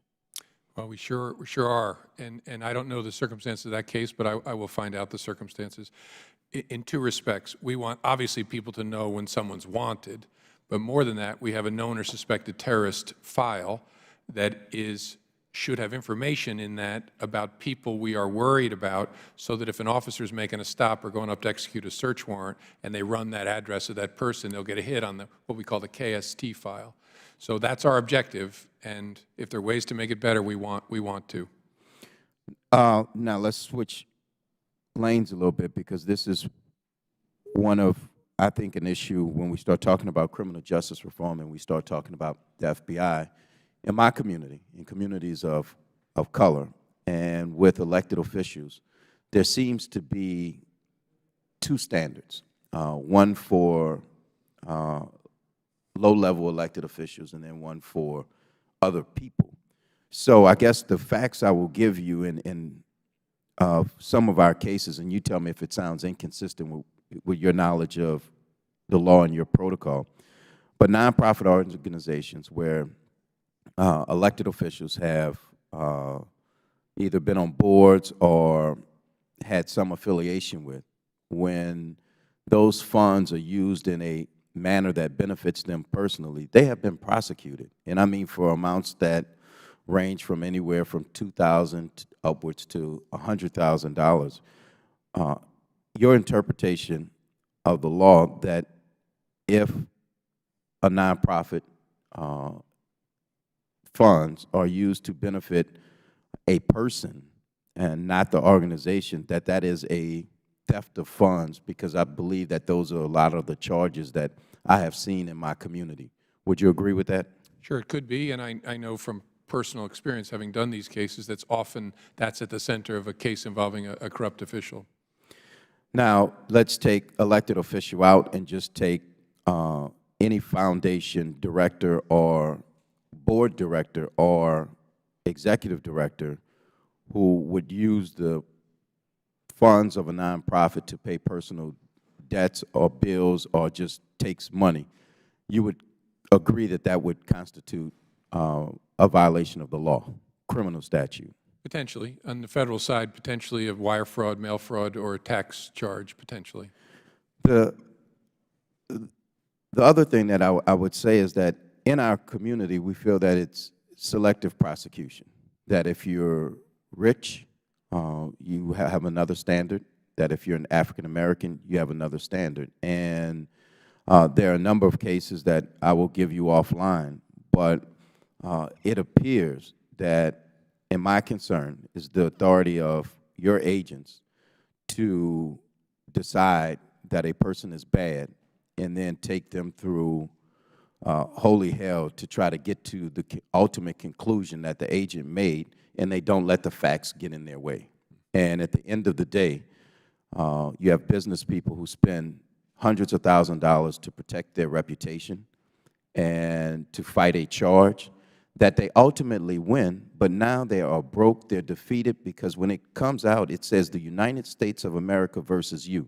So I would just ask you to create a mindset within the department that they understand the consequences of leaks to the press, charges, and what happens if, when those charges are really not substantiated, you still break a person.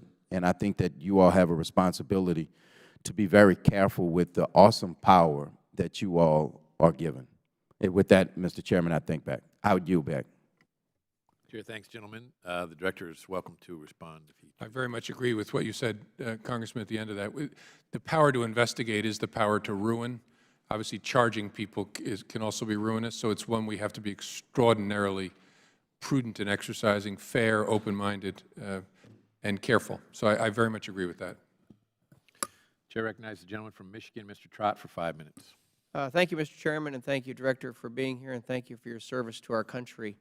When you made your statement at the press conference on July 5th, you said, "I have not coordinated or reviewed this statement in any way with the Department of Justice or any part of government. They do not know what I'm about to say." I have no reason to question your integrity, but is there any chance that someone working in your office or as part of this investigation knew what you're going to decide and recommend, and maybe told one of the Attorney General's staff what was about to happen on July 5th? Yeah, look, anything's possible. I think I'd be willing to bet my life that didn't happen, just because I know my folks. So here's why I ask. The facts give me pause. Investigation started in July of 15. Many of us in Congress, including myself, suggested that the Attorney General should recuse herself because of her friendship with the Clintons and because of her desire to continue on as Attorney General in the Clinton administration. Then she had the fortuitous meeting on the airplane with former President Clinton on June 30th. Then on July 2nd, give or take, she came out and said, "You know, I've created an appearance of impropriety, and so I'm going to just follow whatever the FBI director's recommendation is." And then 3 days later, you had your press conference. And in your press conference, you said, "In our system of justice, the prosecutors make the decisions about what charges are appropriate based on the evidence." That's not what happened in this case. Ultimately, you made the decision. Isn't that what happened? Well, look, I made public my recommendation. The decision to decline the case was made at the Justice Department. But before you had that press conference, you knew, based on the Attorney General's public comments, that she was going to follow whatever you recommended. So ultimately, you made the decision in this case as to whether or not charges should be filed against Secretary Clinton. Isn't that the reality of what happened? I think that's a fair characterization. The only thing I'd add to that is I think she said, I don't remember exactly, that she would defer to the FBI and the career prosecutors at the Department of Justice. But look, I knew that once I made public the FBI's view that this wasn't a prosecutable case, that there was virtually zero chance that the Department of Justice was going to go in a different direction. But part of my decision was based on my prediction that there was no way the Department of Justice would prosecute on these facts in any event. So I think your characterization is fair, but I just wanted to add that color to it. But you can see how some of us would look at the dates and the facts leading up to your press conference and think, okay, for a year we've been suggesting she's not the appropriate person to make the ultimate decision as to whether charges should be filed.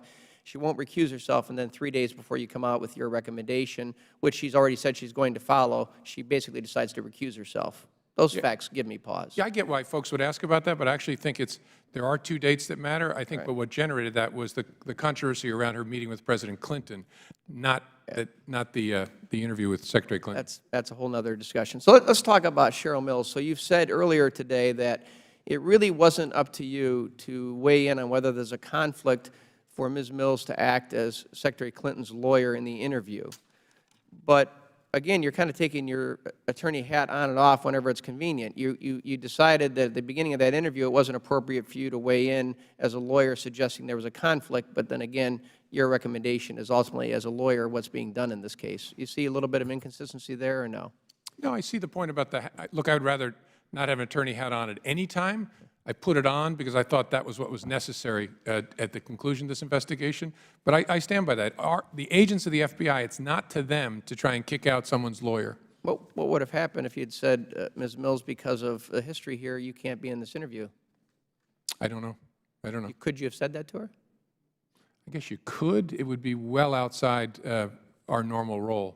So a number of times today you've said there really is no double standard. And so now I'm just asking you as a citizen, and not even in your capacity as Director of FBI, can you sort of see why a lot of Americans are bothered by a perceived double standard? Because if any of the gentlemen sitting behind you this morning, I assume were with the Department, had done some of the things Ms. Clinton did and told some of the lies that she told, you said in your statement that this is not to suggest under similar circumstances there wouldn't be consequences. In fact, they'd be subjected to administrative sanctions.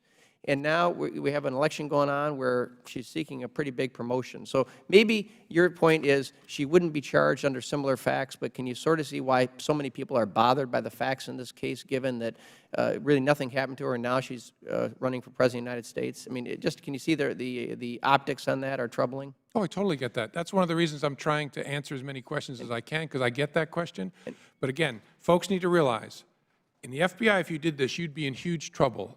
I'm certain of that. You'd be disciplined in some serious way. You might be fired. I'm also certain you would not be prosecuted criminally on these facts. And you've said that, and I appreciate that. Let me just ask one quick question because I'm out of time. But Mr. Bishop started to talk about this, and his district is affected as well in Michigan. But my district in southeast Michigan has the third largest settlement of Syrian refugees of any city in the country, behind San Diego and Chicago. That's Troy, Michigan. And you said last fall in front of a Homeland Security Committee hearing that you really didn't have the data to properly vet the Syrian refugees that are trying to come in. And you said that again this morning. But last weekend I'm at a grocery store and a Starbucks, and two different constituents walked up to me and said, can't you stop the President's resettlement of Syrian refugees into Troy, Michigan? We're all afraid. And they're based on largely your comment that we don't have the database to really vet these folks.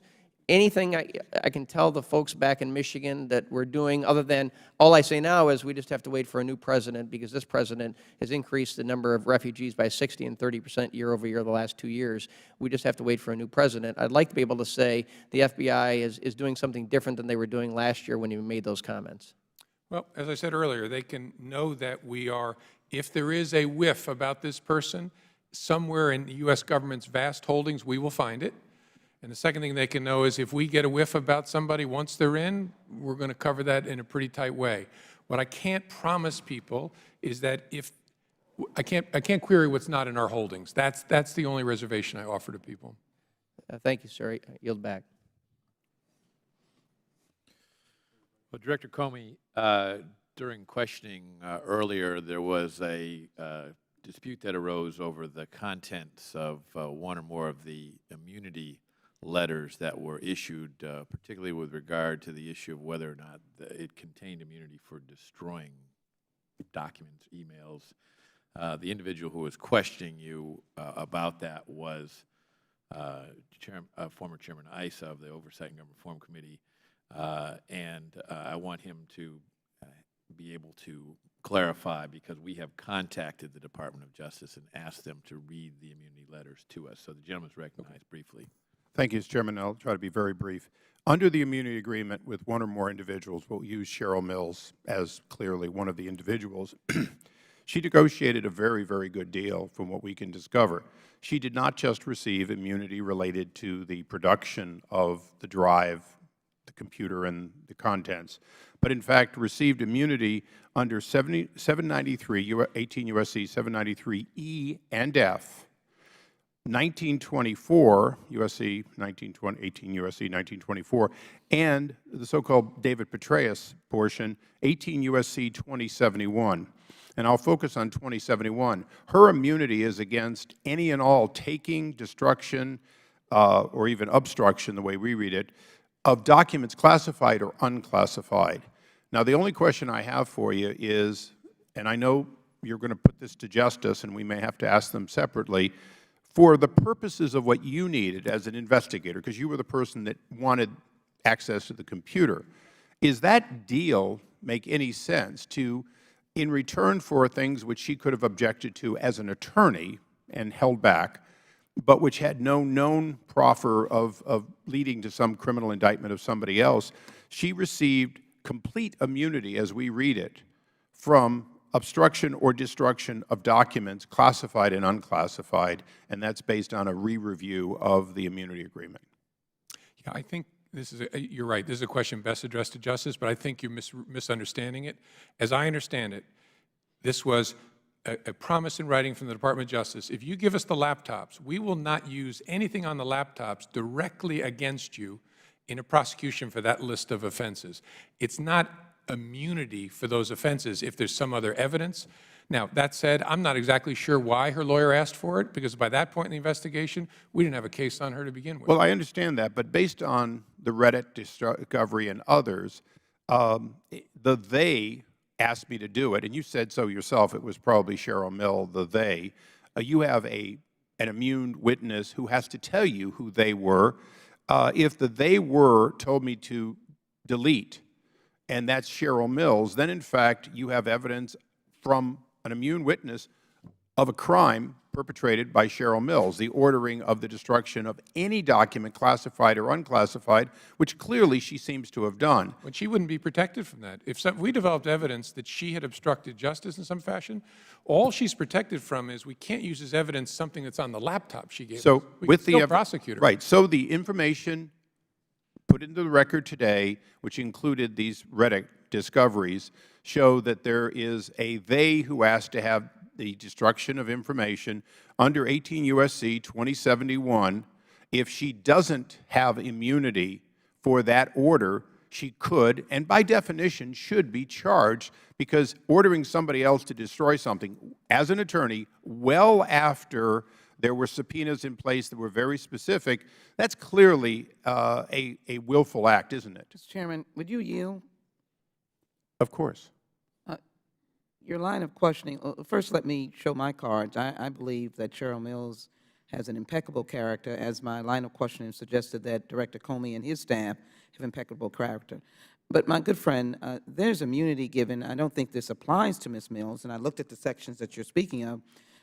If you take local criminal and state actions given to the worst of characters for a variety of reasons, that was not the reason given to Ms. Mills. I am assured that it is a lawyer that was trying to be the most effective counsel to Ms. Mills as possible. Well, reclaiming my time, the gentlelady's point may be true. I'm only speaking to the Director based on things were done that should not have been done. We now have evidence in front of this committee, in the record, of people destroying records of activities as late as a few days ago. So the fact that there still should be an open question, first of all, is could she be prosecuted? And if, in fact, they have told me to destroy this, under the exact same statute that included David Petraeus's, who was no longer on active duty, 18 U.S.C. 2071, there's at least a case to be made. Now, the problem we have is the lawyer negotiated a set of terms which hopefully doesn't mean that she gets a free pass, even if she willfully ordered the destruction of documents, which it does appear she did. And look, my job is not to be judge, jury, or hangman. My job is to look at what's been presented to us, ask the highest law enforcement officer in the land to, in fact, look into it, because it does appear as though it is there. A brief yield, my good friend. Of course. Certainly, we have an oversight responsibility of the director. I think he's been very forthright. But none of the actions of destruction can be attributed. I don't think we have anything in evidence to suggest that Ms. Mills contributed to the dictating or directing. Well, the gentlelady may not have been. Destruction. The gentlelady may not have been here. So we can't speculate here. The gentlelady may not have been here at the time, but the director himself, when asked who would they would have been in that order to destroy, at least said it probably was or likely could have been Cheryl Mills. We're not saying it is. What we're saying is you have an immune witness. The gentleman will suspend. Of course. The purpose of this was to set the record straight as to what the content of the document was. That has been accomplished, and the debate will continue on, but it will continue on outside of this hearing room. And I would only ask, speculate. And I would only ask that the director be able to review those documents at justice and follow up with the committee. Would be very helpful to all of us. I thank the chairman. The director has answered in the affirmative that he will do that. Yes, we'll follow up. First of all, I want to thank Director Comey. We didn't make 4 hours and 40 minutes, but we did almost make 4 hours, and I know you have been generous with your time. However, I will also say that I think a lot of the questions here indicate a great deal of concern about the manner in which this investigation was conducted, how the conclusions were drawn, and the close proximity to that, and the meeting of the Attorney General with former President Clinton on a tarmac. At the same time, she then said, well, I'm going to recuse myself, and then shortly after that, you took over and announced your conclusions in this case, which are hotly disputed, as you can tell. The committee and the Oversight and Government Reform Committee have referred to the United States Attorney for the Eastern District of, for the District of Columbia, a referral based upon her testimony before the Select Committee on Benghazi, suggesting that your statement at your press conference and your testimony before the Oversight and Government Reform Committee very clearly contradicted a number of statements she made under oath before that committee. And I want to stress to you how important I think it is that we made that referral for the purpose of making sure that no one is above the law. And in many cases regarding investigations, it is not just the underlying actions that are important, but they are the efforts of people to cover those up through perjury, through obstruction of justice, through destruction of documents. And so I would ask that this matter be taken very, very seriously as you pursue whatever actions the Department chooses to take, making sure that no one is above the law. Thank you, sir. With that, concludes today's hearing, and I thank our distinguished witnesses for attending. Without objection, all members will have 5 legislative days to submit additional written questions for the witness or additional materials for the record, and the hearing is adjourned.